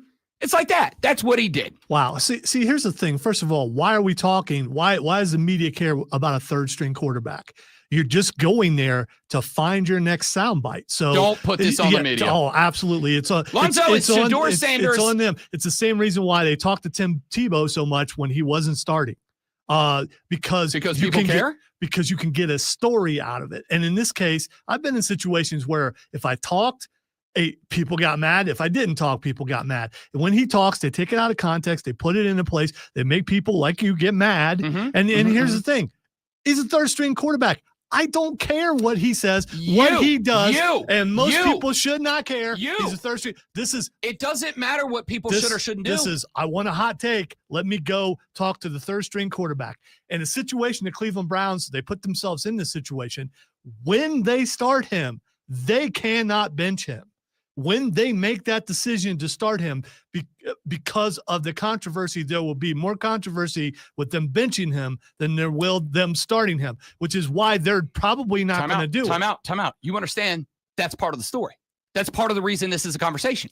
That's part of the story. What you just did was say, oh, it's dumb you're going for a story, and then you added to why the story is a story. Just leave the third string quarterback alone. Who's the third string quarterback on the New Orleans Saints? It doesn't matter. It doesn't matter. I'm just curious right now. It doesn't matter. Maybe I want to know what he has to say. Time out. Should they not go talk to Tyler Shuck right now? Should they go, you're not starting? Tyler Shuck, the guy we just drafted, just like the Browns drafted Shedeur Sanders this year. Should we not talk to Tyler Shuck? Should we only talk to Spencer Rattler? You mean the second string quarterback? Yes. Who's the third string? Oh, so we should not talk about anybody else. There's a pecking order here. Third string quarterbacks should not be spoken to. Okay. So you're a third string quarterback. Now, second string, if there's a quarterback controversy, you talk to second string. Now, but there isn't, right? Okay, great. Now let me tell you what happened in New York City. Third string quarterback Jameis Winston was being talked to by the media because Jackson Dart got elevated to QB1 and Russell Wilson got dropped down to QB2 in front of Jameis Winston. Jameis Winston, third string quarterback. We shouldn't talk to Jameis, right? Like he should just be ignored. No. Because it is a story. You do understand it's a different situation. You know it is. Wait, Jameis Winston has been a starter everywhere else. Stop. You just said. Being silent. Yes, you are. Because you just said you should not be talking to third string quarterbacks. You didn't say unless there's a contingency. You said you should not be because you're just trying to get a hot take. I also played right in there for you on purpose. But now it's a different story. Now it's a different thing. It's not really. Now, that being said, Shedeur Sanders answered the question. You're right. They shouldn't be talking to James. He's third string quarterback. Shedeur Sanders answered the question like an immature 7-year-old. That's why you're not getting the chance. Let me show you. No, he did not. He absolutely did not. He did mouthing and miming answers. There's nothing that he could do that's the right thing. Sure there is not. You know what the right thing to do is? Let me get to it. To not talk to them. Here's the right thing. To make Jackson 2 with you as the emergency, was that a difficult one to accept from your standpoint, given your standing in the league and what you know you can do as a player? Yeah, did you understand? As a competitor, you want to be the starter. But like I said, I prepare to be the starter. I know I'm a starter in this league, but my role, I think you have to be able to be grateful for your role. My role right now is to assist Russ and Jackson of being the best that they can be while preparing to be the best that I can be. So no matter if I'm 33 or whatever, this is my first year being number 19. So it's always a first for everything. So I focus on what I would love. And what I would love is for this team to have success. That's the right thing to do. That's how you answer. If Shedeur does that, says you. If Shador says that, we're not having this conversation. It's not a story. It's still a story. How is it a story? If he answers exactly that way. He said the same thing. He just didn't end didn't end it that way. He said that he believes he's a starter in the NFL. It's the same thing that Jameis just said. Yes, but and then because Jameis knows how to speak to the media, and maybe Shador doesn't. It's all about how Shador speaks. I don't know why that bothers you. I don't know. It probably didn't bother you when his dad spoke that way. And I know, his dad was a starter. His dad did all that stuff. Well, he hasn't been given his chance yet. When it comes, we'll see what happens. Yes. I just think this is such a big non-story. It just really is. I think just leave the kid alone. You know what? Just leave him alone. If you're not there asking him the dumb questions, then he's not in the news anymore. He's just the third string quarterback. There'll be people talking about it on the internet. There'll be people talking about it on the radio, but it's no longer having this media blitz of, oh no, he pantomimed. It just, I leave him alone. Just leave him alone. Let him be a third string quarterback. So you may not think that they should, but people care about this story. You may think that they shouldn't care about the story, but they do. This was You've made me so upset. I played the same bed twice. This is a story that can have like a million different lessons to it. It can be lessons to future quarterbacks. It can be lessons to current quarterbacks. It can be lessons to kids that are coming up and want to be a quarterback. When you go through the process, the way that Shador Sanders went through the process, when you handle your business the way that he is or is not handling it, and when on the exact same day. This is Nepo baby hate. In the exact same day, when another guy in the league, and although he is a longtime vet, but is in the exact same situation as you, and 3, 1 got demoted to 2, I stay at 3, just showed you how to answer the question in a way. Nobody's having a conversation about Jameis Winston today. Nobody's saying anything about it. Nobody cares. If Shador answers it that way, there is one thing that happens. You know what it is? We do stop talking about him because now it's boring. Now be boring. You want to be boring? Then people will leave you alone. People leave you alone. Now you can dial in on playing football. But when you act like an immature, petulant 7-year-old because you're mad at what's happened, then people won't leave you alone, and you say That's a story. what those media members are acting like, 7-year-olds asking those questions of a third string quarterback. They should be ashamed. Yeah, Browns I don't fans. even understand why they still have Browns a job. fans. You have a 5th round draft pick on your team that you shouldn't care about. You shouldn't care about him. You shouldn't. Do you care about who are the other 5th round draft picks? It doesn't matter. Do you care? 6th round? No, I don't care about any of them. I don't care about 25th round. Lonzo, I don't care who my team drafts. I don't care. I don't care what they do with their draft picks. The most valuable asset to my NFL franchise, I don't care what they do with them. That's what you're saying. No, that's not how it works. They matter. Back after this on the Rob Brown Show on the Fan Upstate. It is very heavy on the receivers, Kane. And also Joe Flacco is not good right now. He's like a lot of drops. He's like but he's one of the worst quarterbacks in the league as far as interceptions. He is statistically the worst quarterback in the league in every passing category. So that's why you get benched. If he was middle of the pack, they stick with him. And they go, we got this and we got that and the other. Middle of the pack. He is dead last in every statistical passing category. That's how you get. I don't care if you're out there with a bunch of middle schoolers. If you are dead last in the league, you will be moved on from. It doesn't matter if you're a 22-year vet or a rookie. All right, here's the reason why they're not starting Shador Sanders, because they don't want to win. And they want to make sure that they can secure a good draft pick so they can get receivers for later on when they start Shador Sanders. It's all a strategy. That's what it is. And then it's Cleveland, and Cleveland hasn't known what they've been doing forever.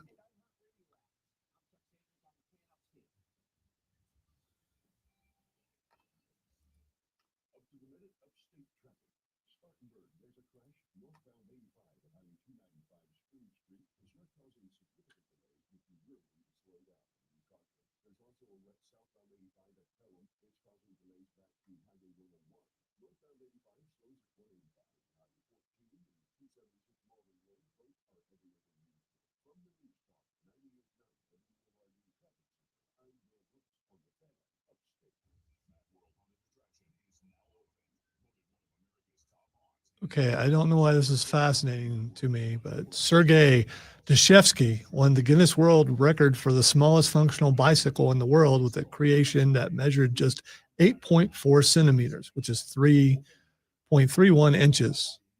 And it's showing them. I don't know why this popped up on my feed.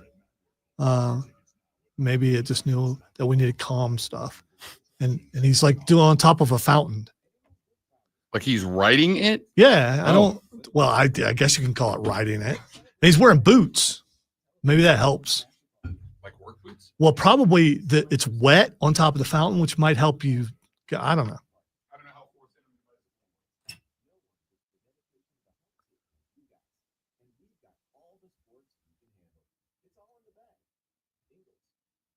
By the way, I just want to point out, it's all good. Did you see me laughing the whole time? I mean what I said, but I'm not really angry over it.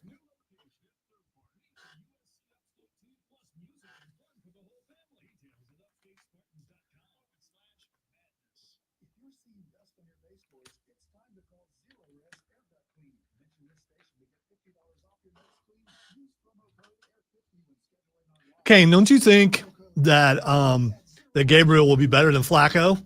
Because here's the thing. It's hard to be worse than the worst quarterback in the league. Just saying.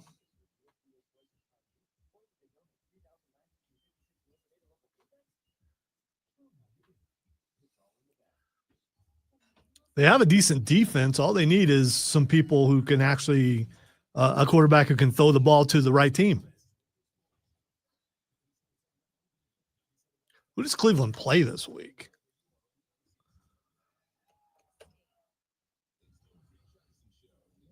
Oh, yeah, he said that. They play the Vikings overseas.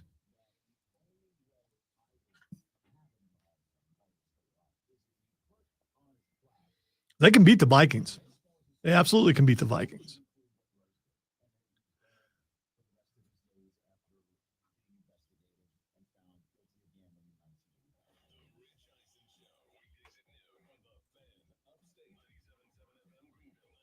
Listen, I do believe that they cannot, if once they start him, they cannot go away from him.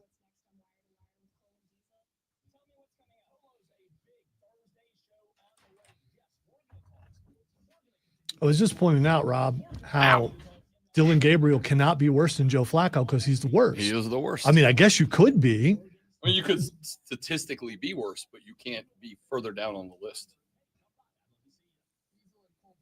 But they're playing they can beat Minnesota. Who's quarterback from Minnesota? Carson Wentz. Right. I think they could beat Minnesota.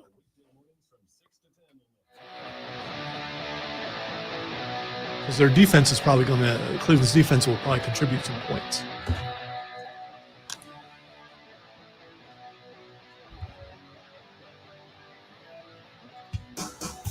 The Rob Brown Show on your radio. It is the Fan Upstate. Rob Brown, the Great Malonzo, and you. Clemson on the road this weekend in Chapel-Bill, North Carolina. And this is a get-right game. This is a game that matters very much for your Clemson Tigers, ladies and gentlemen. And it matters very much because it is one of two opportunities to not be bad at football. Yeah, but what if they lose? We are going to talk about that coming up here in just a minute. Because I'm curious about your thoughts about what happens if they lose. Because I've been here when this sort of things happen. You haven't, and it's phenomenon. I hope you don't. I mean, there's some Clemson people who are on our feed who appear to be nice people. I feel bad for them. The other ones, you know who you are. I don't feel bad for you, but I've seen what happens when it goes really bad. I think you should get to see it at least once. We will find out, and I will get to that coming up here in just a minute. This game is massively importante because it is Clemson's opportunity to say we don't stink at football, and you guys have blown an anomaly out of proportion. We're going to be fine. However, you have to go out there and do that. Eric McLean is a host, contributor, a bunch of different roles for the ACC network. He is also, obviously, as you Clemson fans know, notably a Clemson guy. In fact, he's such a Clemson guy that there is no hiding it or keeping it a secret when he is on the ACC network. They repeatedly reference him as a Clemson guy. It is your Clemson Tigers. Your Tigers are doing this, Eric McLean. Is it okay for you to be that guy when you played for that team? Yeah, I don't have a problem with it because he's not serving in the role of analyst. He's serving in the role. He is serving in the role of analyst, but he's serving in the role of analyst that is not necessarily expected to be objective, A, and also B, I think it is okay. He's our expert because he's been there. He's been had the overall experience. Correct. So take advantage of his knowledge. Correct. And I also think on top of that, and one thing that this to me is required. When I said our, I meant the network. I didn't mean me. I just want to clarify. I also think the other aspect of it that makes it okay is that I think, and I obviously have watched a lot of the ACC net. I've seen a lot of the broadcast in person, both at Clemson at ACC Media Days and some other places we've done joint events. He is pretty objective. He's like he doesn't go. He's not a fan when he does this stuff, and I think he earns that spot. That being said, I do want to talk about this. He was on his podcast not too long ago that he does on the side, and he was talking with former Georgia quarterback Aaron Murray. Now, Aaron Murray had a take, and you hear the take, and Aaron Murray's kind of trying to make his way up in the sports broadcasting world. Understandable, aren't we all? And some people decided the best way to do that is to grab attention with hot takes. I'm not saying this is a hot take. I'm just saying the way he phrases it makes it sound that way. It is Eric McLean's take at the end of the segment that I think is important. Georgia Tech was displacing the Clemson defensive line. Be like, oh, well, that's their attack, and that's just what Georgia Tech does, and actually only giving up 150 yards rushing to Georgia Tech is not a bad thing. Okay, say what you want, but when I watched the tape, it looked bad. It looked like Georgia Tech was beating your ass. I watched the tape. Syracuse beat your ass. They bullied you on your home turf. That is unacceptable if I'm a Clemson fan. That is unacceptable if I'm Dabo to get punched in the mouth from this defensive line and be embarrassed back-to-back weeks. And hell, even versus LSU, because LSU's offensive line hasn't been since. Right. And you got pushed around by LSU. This defensive line is a bunch of frauds, in my opinion. Frustrating. A bunch of frauds. And I think you've been go ahead. punched for 4 games. Yeah. And you're supposed to be a bunch of first-rounders? BS. Like, man up. embarrassing. Do something about it. Do something about it. Stop them. It's week 4. What more can you do? You are who you are. I know. So Aaron Murray says, and he's obviously specifically talking about the defensive line, which, yes, in fact, I myself said on a handful of shows because I, along with a lot of other people, so I don't feel bad about it, I picked Clemson as a national championship team this year. And the reason that I did was not because of Cade Klubnik, and it was not because of Antonio Williams or Adam Randall or Garrett Riley or Dabo Swin or anybody. The reason I picked Clemson as a national championship team this year was because of the defensive front seven. It was because of a front seven that was, as Aaron Murray pointed out, supposed to have multiple NFL first and second round draft picks across it. And while the defensive front seven actually, I thought, played relatively well against LSU, as Aaron pointed out, Ole Miss just beat LSU's offensive line in that game as well. So, it doesn't even stand out like the standout performance that we thought that it might have been in week 1 and in week 2 when LSU was on their way to becoming the number 3 team in the country before fading after the Ole Miss loss. The issue here is that in that clip, and then a few other times when talking about Clemson and the rest of that pod, Eric McLean, who, let me say 2 things about. Number 1, I think he's very good at his job. Number 2, I really like the guy because in the handful of times that we have crossed paths and I have said hello, he has always been very, very kind to me. In fact, 3 years ago, I think, I went to a Clemson game. And after the game was over, I made my way down to the field, just kind of go check in with the players and go to the postgame presser and all that. And Eric and the ACC crew were doing their show on the sideline. And I walked by, and I had not seen him since media days earlier in the year. But I walked by and I kind of gave him the old, cool guy, 2-finger, what's up, but also I'm not fanboying right now. The casual, sup, sup, dog. Sup, bruh. Good to see you, dog. And he gave me like a wave. He's like, hey, come over here. And I walked over. He's like, ACC Media Days. I remember you. I said, yeah, we talked for a minute. Super good guy. In fact, and I got to find it, let me come up on the stage between a break to like take a picture behind the desk. It was very cool. Like, he's a great dude. I was working with him well before he went to the ACC. Now, I think the first year I was here, he was still doing local stuff in his pod. And now he and Kelly are doing ACC Network stuff. Great dude. Love him. And I think he's exceptional at his job. But I'm also going to say, especially in the podcasting front, but also to some degree on the ACC network, Eric is a wonderful asset for Clemson to have, because he does talk good about you. And he does talk about how exceptional his experience was at Clemson. And he does talk great about his time with Dabo and his time on campus. And he is the type of dude that if you can get onto a national scene as a talking head, they become a wonderful asset because they're recruiting for you. Maybe not directly talking to kids, but when somebody reaches that stature and they are just like, everything is awesome. The campus is awesome. The coach is awesome. The people are awesome. The experience is awesome. The food is awesome. The facilities are awesome. The amenities are awesome. Everything about being a Clemson football player kicks ass. It's the best thing. You should all want to do that. That's a great asset. But when you get to a point where you have got somebody who is not that, who is saying, this team is fraudulent. We were lied to. They have been exposed. You are getting pushed around by lesser schools. And again, I think Georgia Tech is a good football program. I do. Tough game against NC State, coming off of a major high with a win over Clemson, right? Like, of course, that's how this game works. You have a high, you can trust that very soon you will have a low.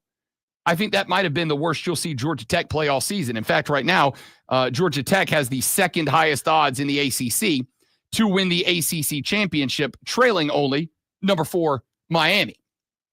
So when you have somebody in the media, as Aaron Murray is doing, trying to break in and needs to be, while I do not honestly even have an issue with the take, because I agree. I picked you publicly on nationally syndicated radio when I'm trying to make myself stand out so I can get more of those opportunities. And I said, front seven, like, you're going to win the national championship because this front seven is an NFL front seven. And then that front seven gets straight up beat, not just by a good Georgia Tech team, who I said in the preseason, watch out, the Rambling Wreck ain't no joke, because Brent Key focused on the line. It's a good D-line. It's not Clemson's, but it's good. It's a good O-line. It's not Clemson's, but it's good. And then against Syracuse, who I said coming into the year, I think that this team isn't there yet, but Fran Brown is another football dude. Colleges are starting to go get football dudes. He's a football dude. This team may not be talented, but they will play good football. They will execute. They will be disciplined. They will get the job done. And that's what happened as well.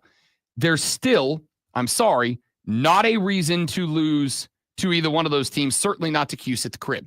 So when you have Aaron Murray calling aspects of your team, quote, fraudulent, and Eric McLean is agreeing with him, and he is saying, do something about it. Go out there and hit somebody. Lay somebody out. Do something about it. You have, based on your performance this year, taken a guy who is a major asset to you and your football program, because he has multiple national platforms to talk about how awesome you are. And now he is saying about your football team, fraudulent. Do something about it. They're not doing anything. They're getting hit in the jaw and they're not doing anything about it. You now lose that. You lose that asset. You lose that ability to have Eric McLean effectively recruiting from a distance for you, selling about how amazing you are. Now you're listening to that same guy go, program soft. He's not saying that, but like, when you say do something about it, go hit somebody, what you're saying is they're not doing anything about it and they're not hitting somebody. He's calling your program indirectly, because I don't think he's the type of dude that would say it this way, but he's saying this team's playing soft right now. And more importantly, when he's spending time doing that, he's not spending time talking about how great everything is and why young players should want to go play there. Now, Zoe asked before I went down this path, what happens if Clemson loses to North Carolina on Saturday? Well, the obvious and open answer, Zoe, is nothing good. Nothing good. Because this UNC program right now, whether you think, oh, Bill just needs more time, or you guys are going overboard, or UNC's never been a program, why did you expect it was just going to happen in 1 year? Or you're like me and you go, no, this dude's in over his depth. He just doesn't have it. Yes, you can chalk him up as the greatest coach of all time. I still think he was just lucky to be the coach that ended up with Tom Brady. But chalk him up as the greatest of all time. I don't care for the sake of this argument.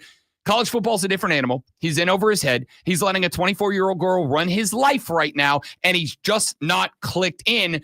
The national narrative is, whether you care about it or not, and the national narrative matters because the younger kids are listening to it. That's where they get their football from.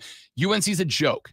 It's a joke. And if you go to Chapel Hill and you lose to a team that is being considered in the national narrative a joke, don't even worry about what Eric McLean is saying. If you lose this game, Clemson losing to North Carolina is like an entire hour on ESPN.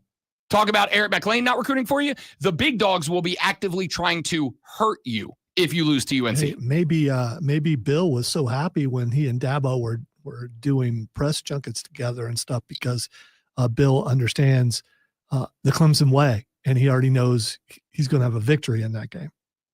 We'll see. I mean, again, I talked to a Carolina fan. By the way, I am not going to pick Clemson to lose to North Carolina. No, absolutely not. Yeah, I'm not going to do Neither that, one of us is. We don't still. even have to pick that game. We're both picking Clemson to win. But if you do lose, because I've talked to some North Carolina fans that have said, this is our Super Bowl. Everything is dialed in on this game. This is the one we want the most. If that's how the football team feels, and they come out and they slap you around and you don't answer and you lose this game, forget that McLean's not an asset anymore. Everybody on ESPN will be running you out of town on a rail. I know we're going to be talking about this more, but Belichick classically takes away your best player. Who's he taking away on Clemson's offense? Right now it's Adam Randall, right? Antonio Williams on the outside or Adam Randall in the pocket and make Cade Williams throw to a guy who's double covered because there's no run game. I don't know. We're going to talk more about this coming up in the next segment of the show. We got plenty more that we need to get to. We've got Fight Club at 9:20. All that more coming up as we roll on now. Sports Flash.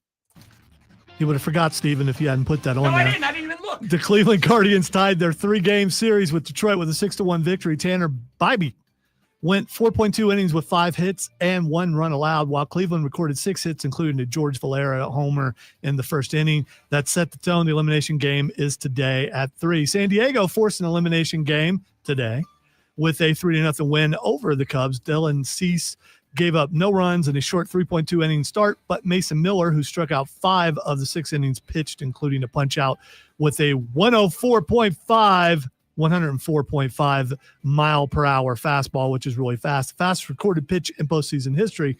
Game 3 is at 5. The Yankees defeated the Red Sox 4-3 to force a Game 3 in their series. Carlos Rodon pitched 6 solo innings with 4 hits and 3 runs allowed, while the Yankees offense punched up 10 hits, including a Ben Rice homer and an Austin Wells sac fly to score the winning run in the 8th game.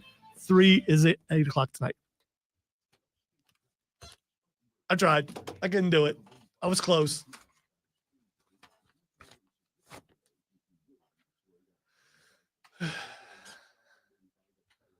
Baseball stories is like me trying to speak French. I'm aware of French. I took, 3 years in high school, 1 in college, but I just can't, Still French.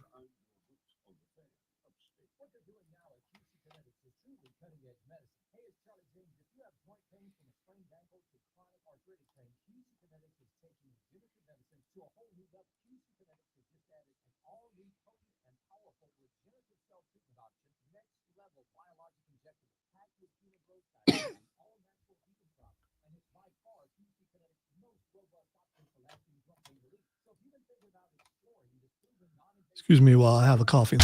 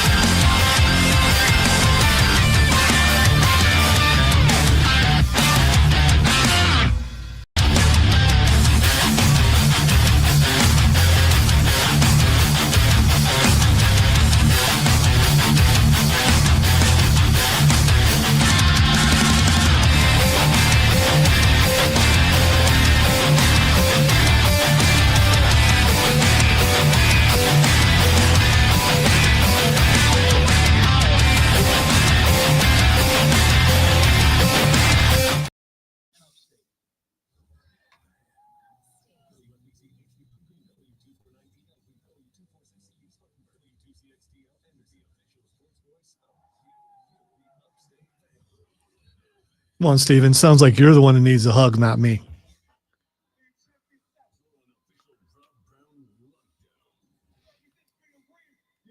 Air hugs. There we go. I gave you one. Rob won't give you an air hug, though. He won't do it.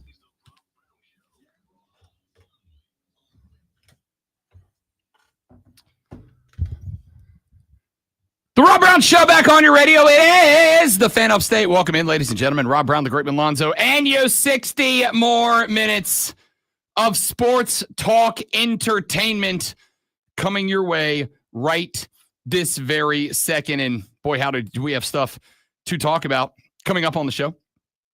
We have got quite a bit to discuss regarding the Friday Football Festival tomorrow. And, of course, the weekend of football coming up.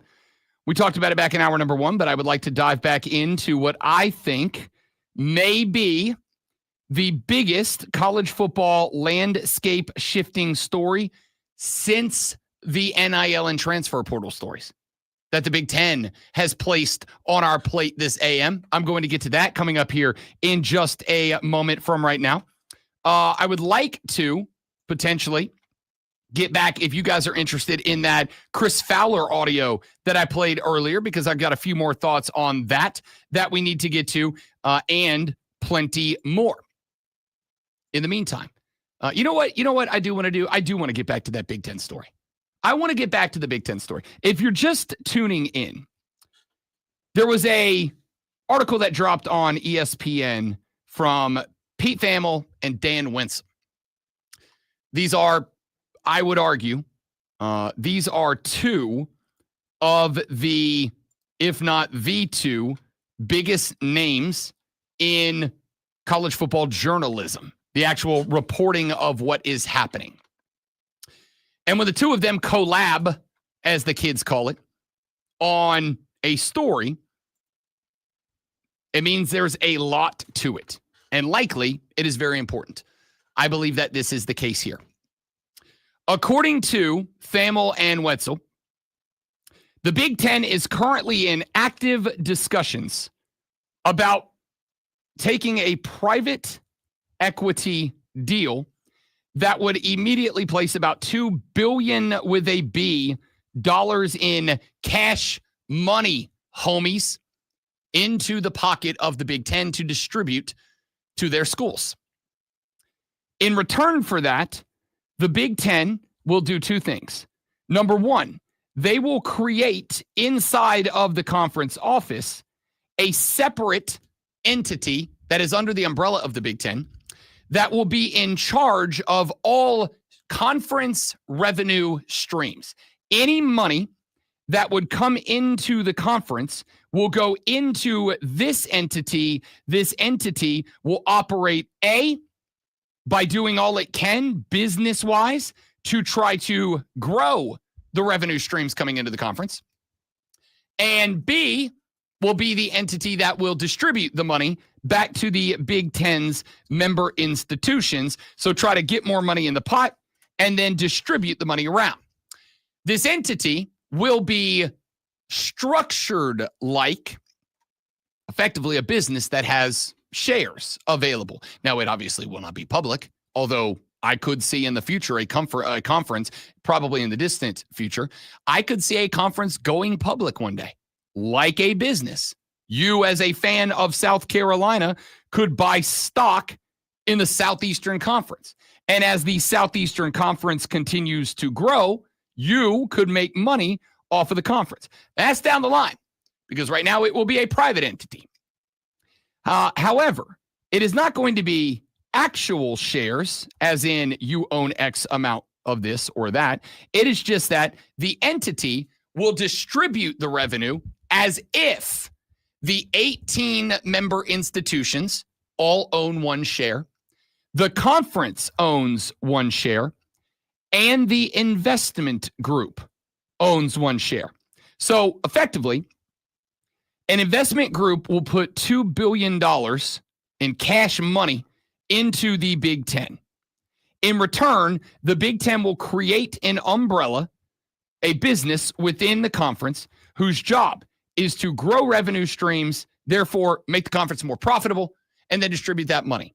In return for that $2 billion, the entity will receive 1/20th of that money. Effectively, the entity, whichever the investment firm is that goes in and gets the contract for this, will receive an equal share of the money that the schools receive and that the conference receives. The belief being that over the length of the grant of rights that the schools have signed on to, and will be extended, I'll get to that in a minute, in the time frame that money is being grown and brought in by the conference, the entity will receive the same amount that the schools and the conference do, and their belief is that over the time period of the grant of rights, which right now expires in 2036, but if this deal is approved, the grant of rights agreement would extend until 2046, meaning that this investment firm believes that from now, October 2nd in 2025, or whatever date it is that this deal gets approved and the GOR is extended, they believe that from that day until 2046, when the grant of rights agreement runs up, the belief is that that private entity would get more than $2 billion back. That is how an investment works, right? It's much as if you went on to your stock trading firm and you bought a share of Apple for $500 or whatever it is.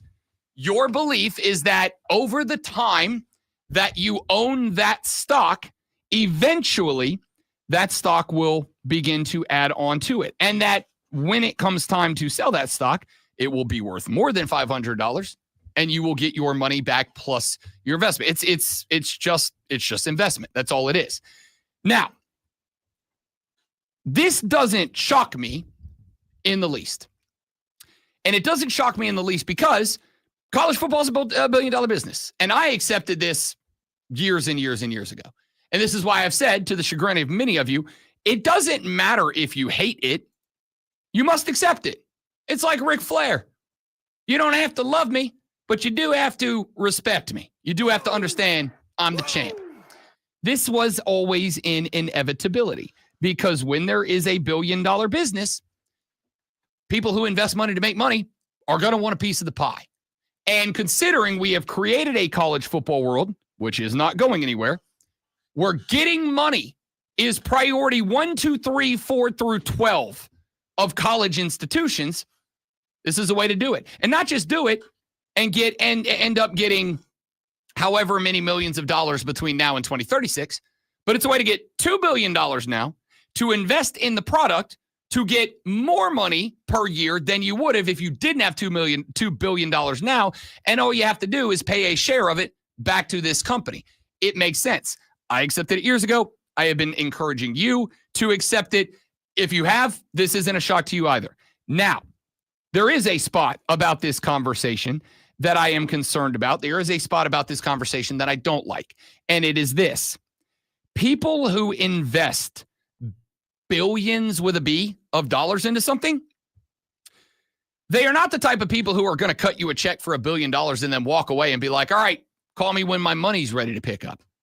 They're the type of people who are going to have a seat at the table. They are the kind of people who are not just going to have a seat at the table, but when they have the seat at the table, they're going to look across and go, oh, I'm sorry. Do you want my $2 billion? Because if so, this is how I want you to do the thing. And as much as we have said that the people who run college football now, not athletic directors, not school presidents, not head coaches, none of them run football. They may run programs and they may run conferences, but they don't run football. The people who run football are the TV executives who hand out $1 billion contracts. That's who dictates what's happening in college football. And as I have been saying for a long time to you, those people do not give a good gosh darn about how you or me or Lonzo or Rob or anybody else feel about college football. They care about one thing and one thing alone. How do we grow revenue? How do we get more money into the kitty? And if that why don't means you say your name twice? I didn't. Rob Young from Borderlands is here, and we're going to be talking some baseball with him because we're talking wrestling next. And then if Rob's kind enough to hang on for a while, we're going to talk about his Dodgers moving on out of the wild card round last night by absolutely slapping the Reds 2 nights in a row. And my big fear that the Dodgers we expected in the regular season may have just showed up, in which case everybody else, you might as well pack it up. We'll get to some baseball with Rob Young from Borderlands and some wrestling and Fight Club, a segment I've never forgotten once in my life, over the next few minutes. So the people that run football are the TV execs who sign billion-dollar contracts that they give to the conferences, and then the conferences distribute it. And they don't care about you or me or anybody else. They care about one thing, which is growing revenue, which is why I've said the one way that we as fans have to fight back against the businessification of college football is to completely cut it out of our lives. It's to stop watching it. I'm not saying stop buying merch, stop buying tickets, I'm saying you cannot watch it. You can't watch it on TV. Your TV must send a signal back to the ratings companies that say nobody's watching this, because then the money comes down. Then the TV companies go, whoa, ratings are down. Therefore, the money we're giving you for your product comes down. But I also know us. And we're not going to do that. We're not going to do that because I have been listening to people complain about the direction of college football for the better part of a decade now. And the ratings are going up every single year. Every year, they're going up. It is the same thing, that different situation. But as I brought this up, because it is the example to lean on. When Colin Kaepernick took a knee for the national anthem, and there was an outcry amongst the masses, we are done with the NFL. We're not having this. And then the ratings went up that year. Like that year that all of y'all were done, the ratings went up. So no, not only were you not done, but the NFL had even less of a reason to step in and do anything that you want them to do. The reality is, as I said when we played the Chris Fowler thing earlier about coaching, the reality is our passion for college football, the reason that it is a billion-dollar industry, that is now having business people, investors, people who don't care about football. They don't care about football. They never have and they never will. They only care about how do I use my money to make more money. That's it. End of discussion. They are now heavily involved. They are now calling the shots. And it's not going to change because we all love our football. We're not going anywhere. We're not going to stop watching. I guarantee it. It could be businessified 1,000 more times. And yet the national championship game this year, like it did last year, will top the ratings it did last year, like it did last year for the year before that. That's just the reality of the situation. So, on one hand, no, it doesn't shock me. And honestly, I don't even really think I care all that much because, as Lonzo pointed out, it will not have an immediate impact on the football being played on the football field on Saturday. NIL had a bigger impact. The portal had a bigger impact. However, it will have an impact on our digestion of the product at large. And it may take some time, but it will start to become more product driven. Scratch that. Not product driven in terms of football, but advertising driven. It will become more corporatized than it is now. Watch an NFL game. It is very obvious that the NFL is not in place to give us football games played by the best football players on the planet. The NFL is put in place so that they can have TV contracts. They can sell the sponsorship to Bud Light. Bud Light gives them a gazillion friggin' dollars. And they give that to the billionaire owners who own these teams. That's it. The NFL, be clear about this. The NFL is not the product. You are the product. Your eyeballs are the product. The NFL does not sell football to us. The NFL sells advertising in football to advertisers, providing our eyeballs as the product that they deliver to those advertisers. College football is on the way. And it's not even that it's going to have a huge impact on TV. It will get worse. Trust me, just like the NFL right now structures their games to fit on TV. This is why they're never going to change, even though everybody wants the overtime rules to change because nobody likes them the way they are. They're not going to. Why not? Because if you change it and we end up in a spot where you have an LSU, Texas A&M or a Georgia Tech 6, 7, 8 overtime game that goes another hour and a half past the game, what happens? The next game on TV is delayed, which means all the ads you sold to sell it, they can't be run, which means that money gets all screwed up. That's why they'll never change it. College football is going in that direction, and it's not going to change unless you take the eyeballs off of it. The fear I have isn't even that because I'm used to it. I'm an NFL fan, have been since I was cheering. Never going to change. I'm used to it. My question is, when does it start impacting in-stadium experiences? Making it worse, making it more, hey, we can't do the marching band halftime show because we've got to do this check presentation to our big sponsor that sponsors the whole stadium. You're not going to Memorial anymore. Now you're going to ExxonMobil Stadium in Clemson, South Carolina. When does that start to happen? The answer is inevitably it will, but is it soon or not? Because again, the people who signed the check to the Big Ten for $2 billion will want a seat at the table. And they will say, this is how we want your business to be run for our $2 billion to grow money for our investors to make off of you. And if the Big Ten takes that check for $2 billion, they will have to listen to that, and they will have to start, maybe not do everything they want, but start doing some stuff.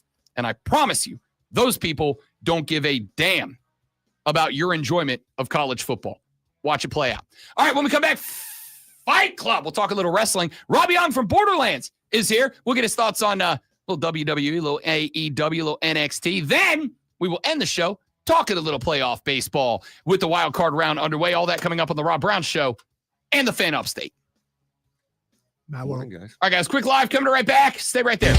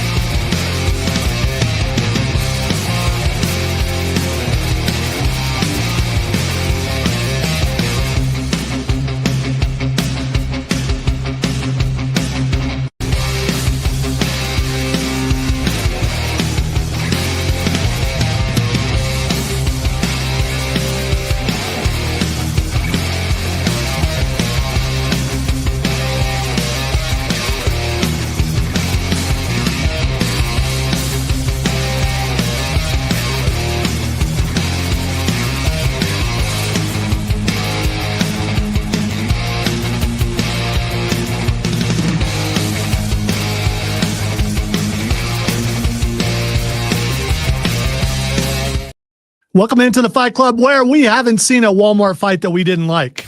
As long as we weren't involved in it, and then if we won, then we're good with it. Lots of things to get to, but we're gonna make it quick. The first thing I want to talk about is Dom Mysterio defeating Rusev. We talked about it a little bit earlier in the week, but Big E, remember him, had some comments, and what Big E said was that Dom Mysterio should now only be the guy who can do the Eddie Guerrero lying, cheating, stealing stuff with the belts and all that kind of thing. Do you agree with that? Because I do. I do. I would say, first off, I don't know who anybody else that I even think I would be like, no, it's pretty cool that you're doing that. Like, there are some who have made it clear that, like, Eddie Guerrero was a hero of theirs growing up. Zelina Vega, I don't care if she hits a shimmy coming off a frog splash or whatever, but, like, to do the whole Guerrero gimmick, especially considering, in fairness, he is Eddie Guerrero's son, it makes sense. He would have been if he hadn't lost that match, if Eddie hadn't lost the match to that bum-ass dad, Rey Mysterio? Deadbeat dad, Rey Mysterio Jr.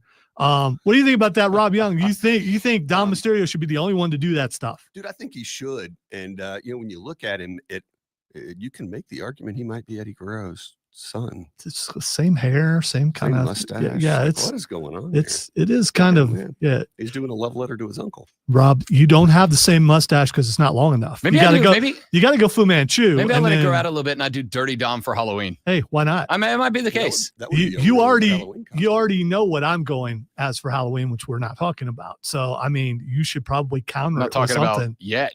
Okay, all right. The next thing I want to get to: can Jey Uso be the next tribal chief as a babyface? Because they are setting him up with the way the storylines are going. Roman Reigns returned Monday night, shook his hand. A lot of things looking like they set up from the beginning. Paul Heyman had said that Jey Uso would be the next tribal chief. Can you do that as a babyface? Here's the problem I have.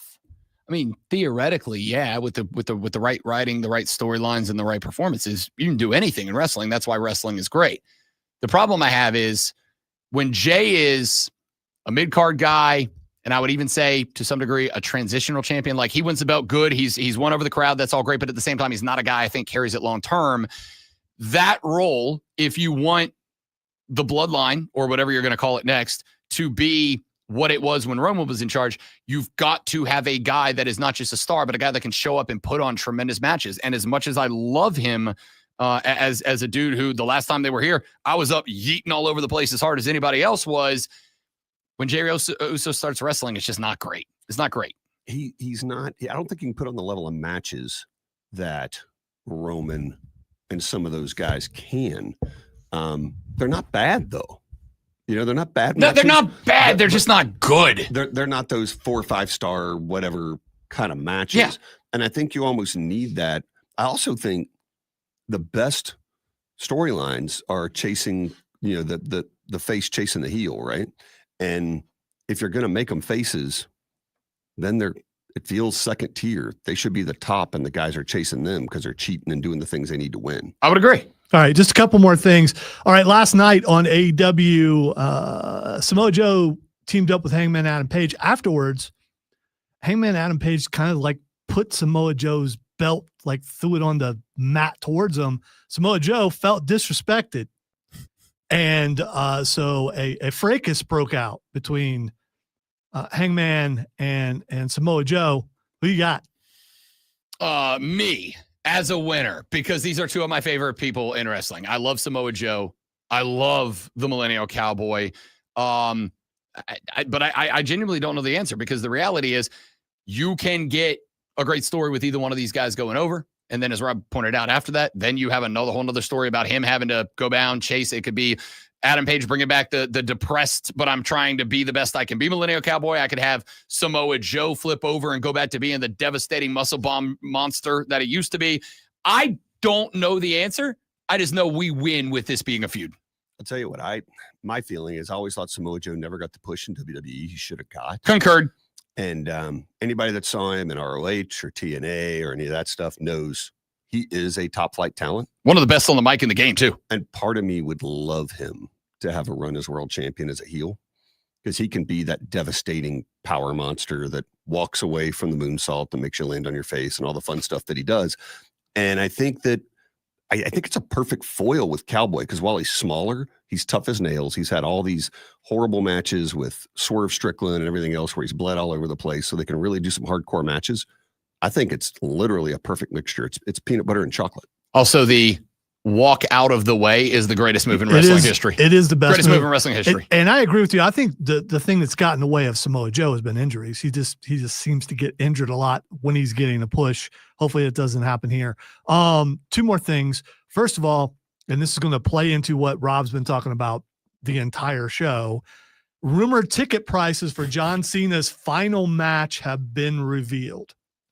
And fifth row, row E, ramp side, WWE, $6,500 per ticket. Holy cow. Listen, you know the ticket prices are going to be elevated because it's John Cena's final match. This is the assuming he doesn't. That was the cheap ones. Yeah. I got more.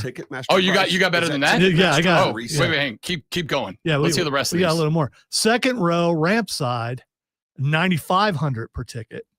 And that's not, we got two more. TV side, ringside package, row one, $11,500. And finally, standard seats, up in wherever, those are $250 to $3,000.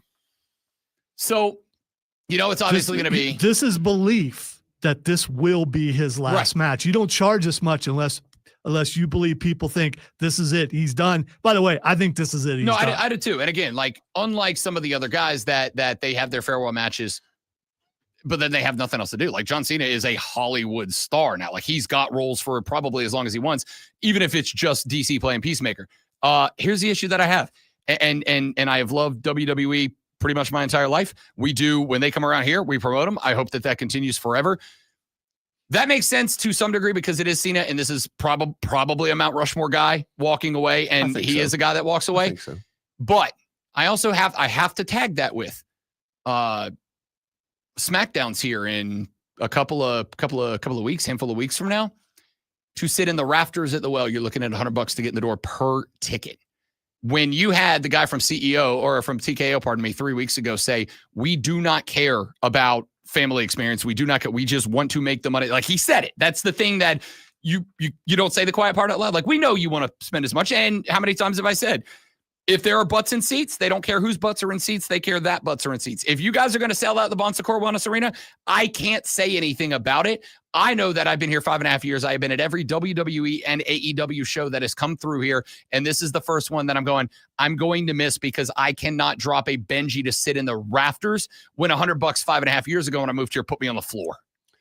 They've gotten really pricey, and it's a weird trade-off when all the PLEs are free. Yeah. I mean, when it was $27 on Peacock and you got everything, and now not only that, now not only are tickets to get in the building $100, but Lonzo, when I counted it up a couple of weeks ago when this dropped, like we can play the game of what streaming company is carrying this weekend's event, and I never get it right. I got to pay 7 different streaming services to be able to watch everything if I want to watch NXT, Raw, SmackDown, every PLE, Saudi Arabia, whatever. When the dude came out and said, we don't care if you enjoy it. We just want to make as much money as we can. Like, said it. And then you're going to show up to a place I used to pay $40 to sit midway up on the bottom bowl, and now I got to pay upwards of, after fees and everything, $100 to sit in the rafters, which to me, not enjoyable at a wrestling show. It's just not. Well, how do you guys feel? Now, I know this is a change I may not want to do, but how do you guys feel about WrestleMania being in Despise it. Saudi Arabia? Despise it with every fiber of my being. Yeah, has an opportunity to create that Said the same thing. experience where all the indie people show up and run shows all week, run a big show. Run your own show. I'm pretty sure, and I can't remember, what's the name of the big independent company? There's a big independent, and I forget what they call it. Yeah, I don't know if it's GCW. Oh, GCW is what? They're huge. Yeah. They run all, that's during WrestleMania. One of those, one of those places have already said that they're going to be, I think, somewhere and do a show, the biggest show they can do. This is what they'll have to do because those shows usually went on that entire weekend while WWE was going on, and they would make a lot of money. So they are still going to do that. I want to end on a positive note, though. And I want to go to Florida. we're not going to Jacksonville though. So we're good Butthole there. of America. Yeah. All right. We're going to go to Wilton Manors, Florida, outside of Fort Lauderdale. Okay. There's a man named Austin Sarasani, 31. He was arrested because he made the mistake of breaking into the wrong home. And the home that he broke into, an alleged Florida home intruder got a mean dose of karma after he was met with the occupant's mixed martial arts fighter son-in-law. So he got the mess beat out of him from an MMA guy by the name of Rojas. Rojas told local CBS affiliate CBS 12 that he is trained in MMA and has been participating in the sport for 3 years. I don't feel pain. Nothing. Rojas. Oh, so he's a psychopath. Told the outlet. Great place to break into. Yeah. I'm prepared. This was not my first time. Rojas said he didn't have a weapon and just used his hands to defend himself against the alleged intruder. There are mugshots, and he did what he needed to do to this guy. So my question is, who would whoop that booty more, an MMA guy, a boxer, or a pro wrestler? You're not going to like the correct answer. It depends on how you mean it. Oh, I know where you're going to go. So someone breaks into someone's house. Mm-hmm. And there's a pro there, either like in this case, an MMA guy, or it's a pro wrestler, or it's a boxer. The boxer. It's the boxer. I knew that's where you Listen, would land. No. It depends. Now, in fairness, I would say it depends. It depends on how aggressive the MMA guy is going to be. If he's the type of psychopath that's going to be like, you're not leaving here until I break every bone in your body, then the MMA guy, obviously. But if you're talking about, I just want to defend myself and get this guy out of my house, a pro boxer will drop any average dude in one shot. It is ball game, good night, sleep tight in a shot if a pro boxer is lined up against a dude. Even if they're like a featherweight and this guy breaking in is like 275 pounds. Doesn't matter. If you know how to throw a form punch, put it on the button against the guy who does not know how to defend or take it, it is an immediate night-night from a pro boxer. All right, Rob? You know my answer. I'm going to go with the MMA guy because depending on what occurs, because what we don't know is what the guy breaking in skills are. That is true. That's fair. And so given that, the mixed martial artist is going to have more tools in his toolbox to handle whatever situation occurs. That is fair. That's a fair point. I would say that is fair play. And see, that's where I was going to go too, because I was going to put another throw in, a kung fu expert or something, but the MMA guy knows all that stuff. Also can throw in dirty boxing and things like that. And so I would like to amend your question and say, I'll put it this way. You can't change my question. I can, and I am going to right now.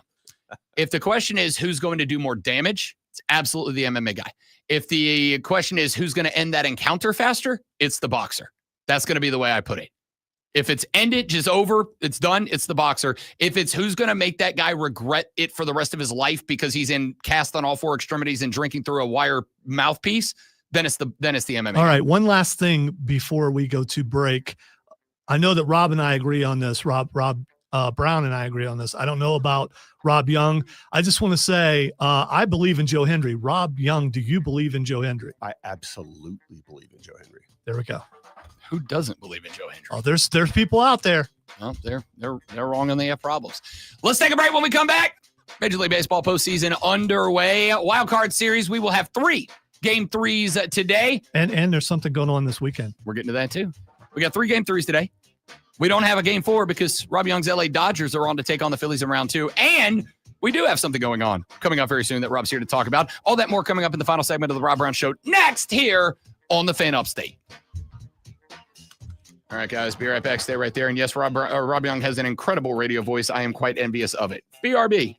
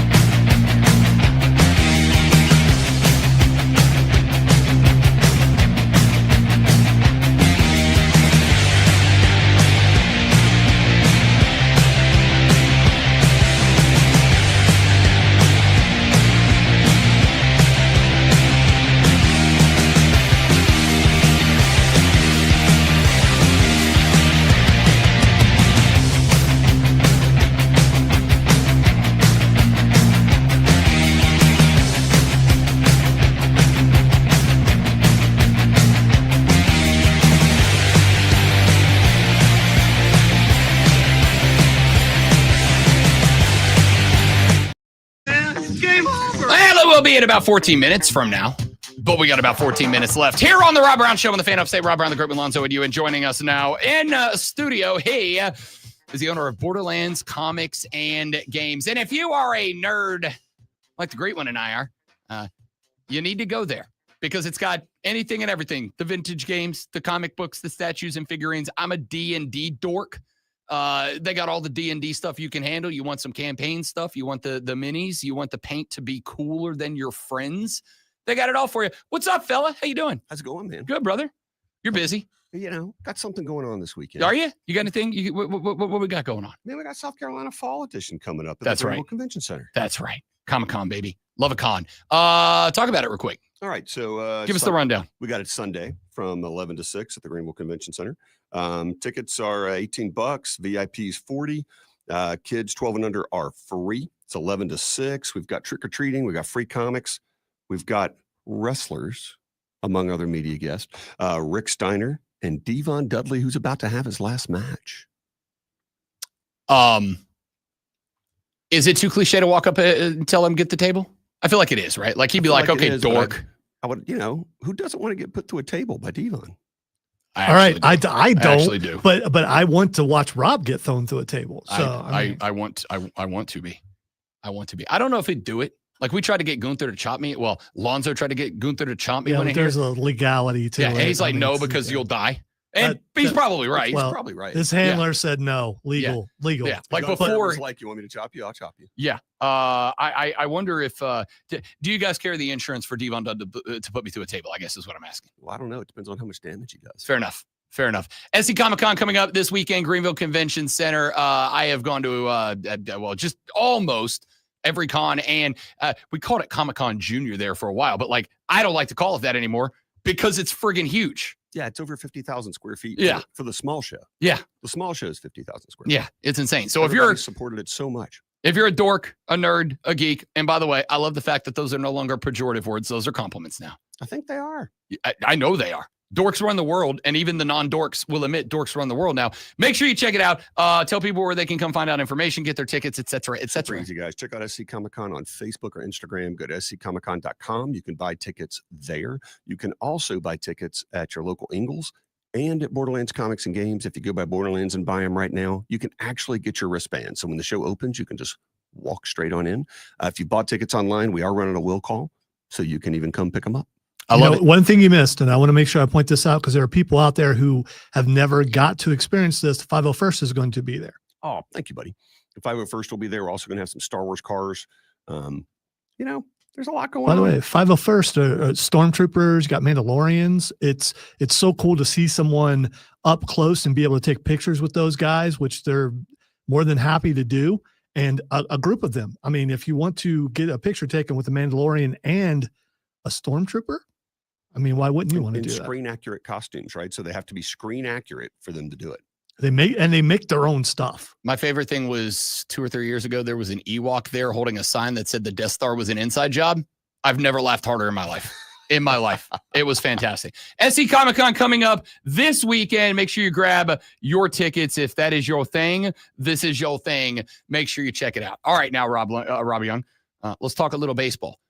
I said going into he called these, you Rob Lowe. I don't know if you caught that. Because I was watching the Dodgers-Reds game last night, which I'll get to in a minute.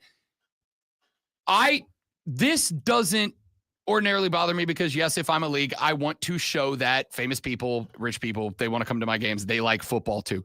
Last night, Rob Young, even for somebody, I don't hate the Dodgers. Like, I get it. They're playing by the right. I got no issue with the Dodgers like a lot of people do.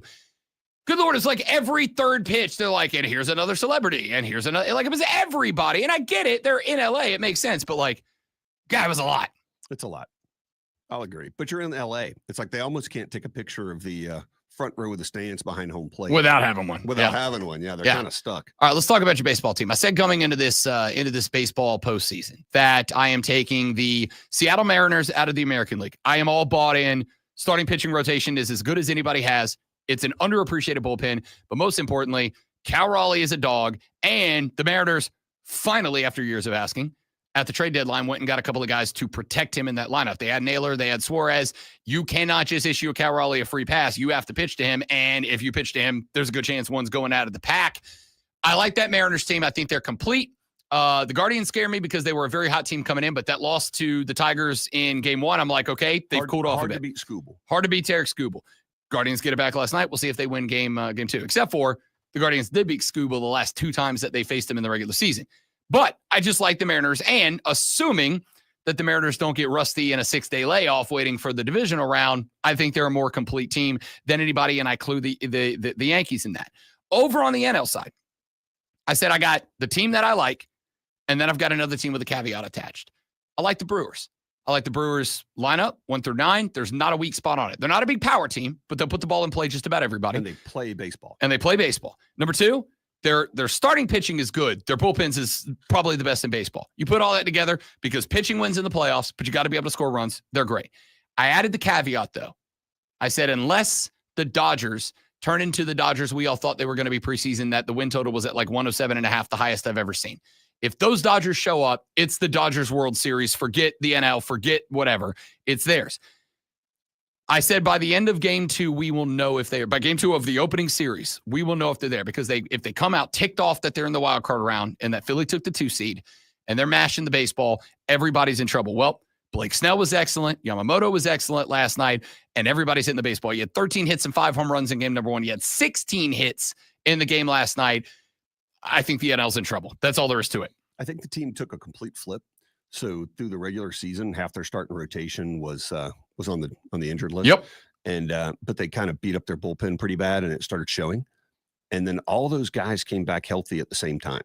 When you have to take Kershaw, who won 10 games in half a season and was pitching like a left-handed Greg Maddux, like it was crazy how well he was pitching. He's going to come out of the bullpen. Yeah.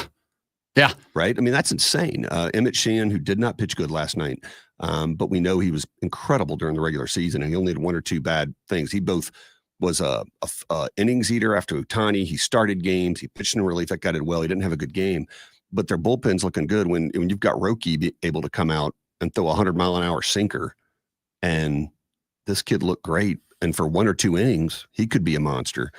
It could be an interesting thing where you've almost got starters in relief as these series stretch out. And then if they're hitting, Mookie now looks like Mookie.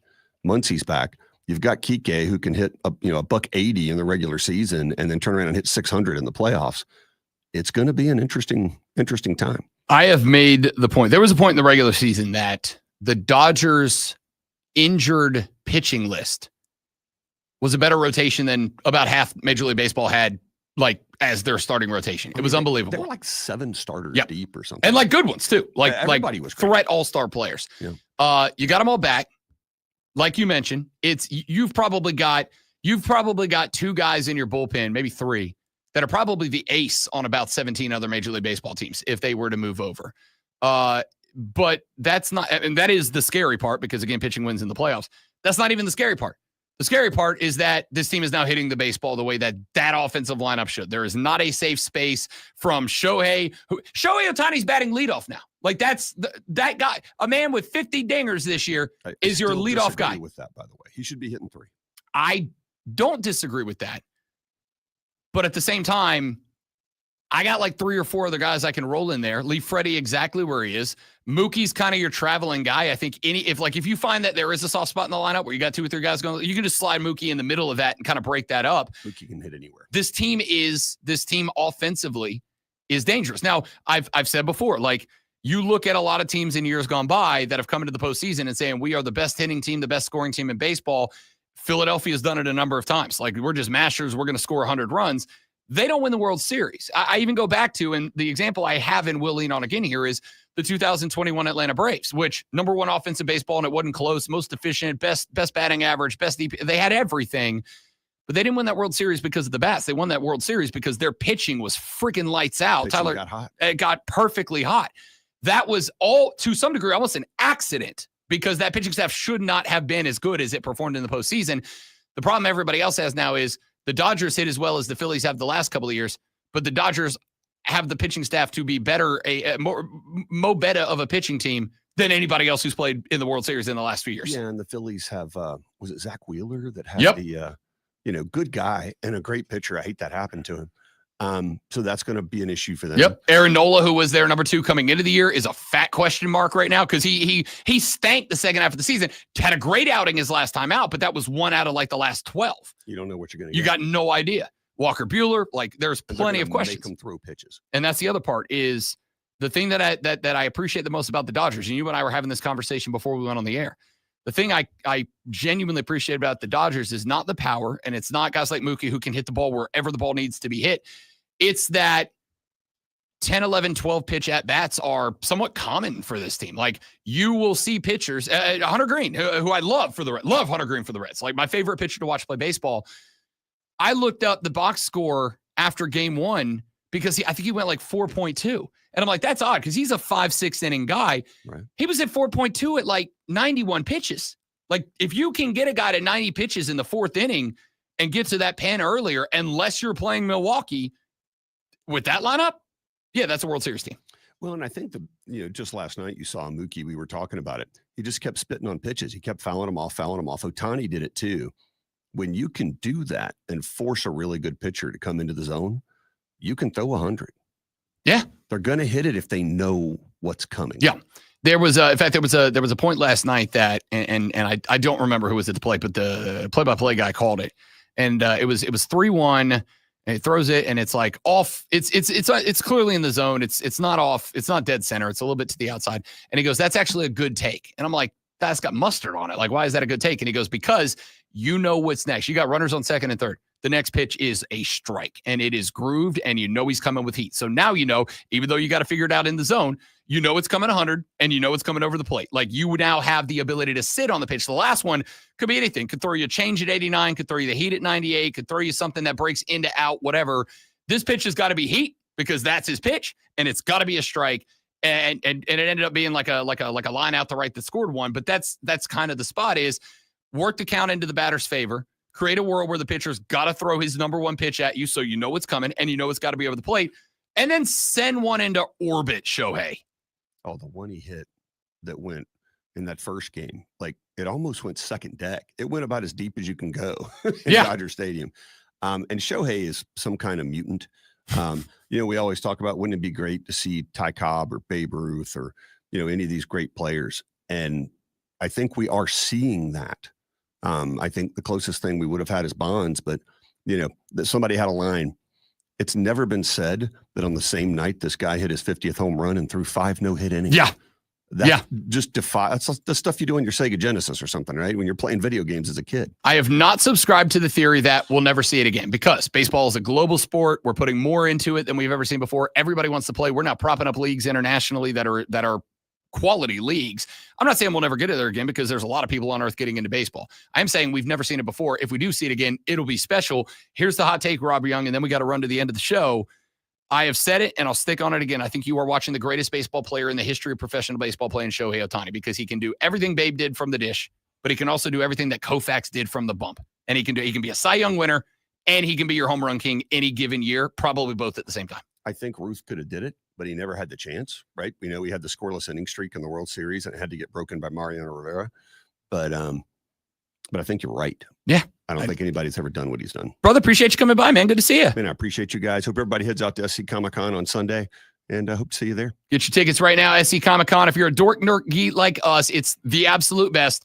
Make sure you check it out. Thanks for being here. I hope you enjoyed the show. If you didn't, you've got bad taste in radio. Come back tomorrow. We'll try again, and we might even try harder because tomorrow is the Friday football fiesta. We'll give you all our predictions, prognostications, and projections for the weekend. I'm Rob. He's Lonzo. That's also Rob. Glad to have you guys. See you back here tomorrow on the Rob Brown Show and the Fan Upstate. Later. All right, stream. Thank you guys for being here. Hope you enjoyed the show. We enjoyed you being here. Have a great day. We'll see you tomorrow for the Friday football fiesta. Goodbye.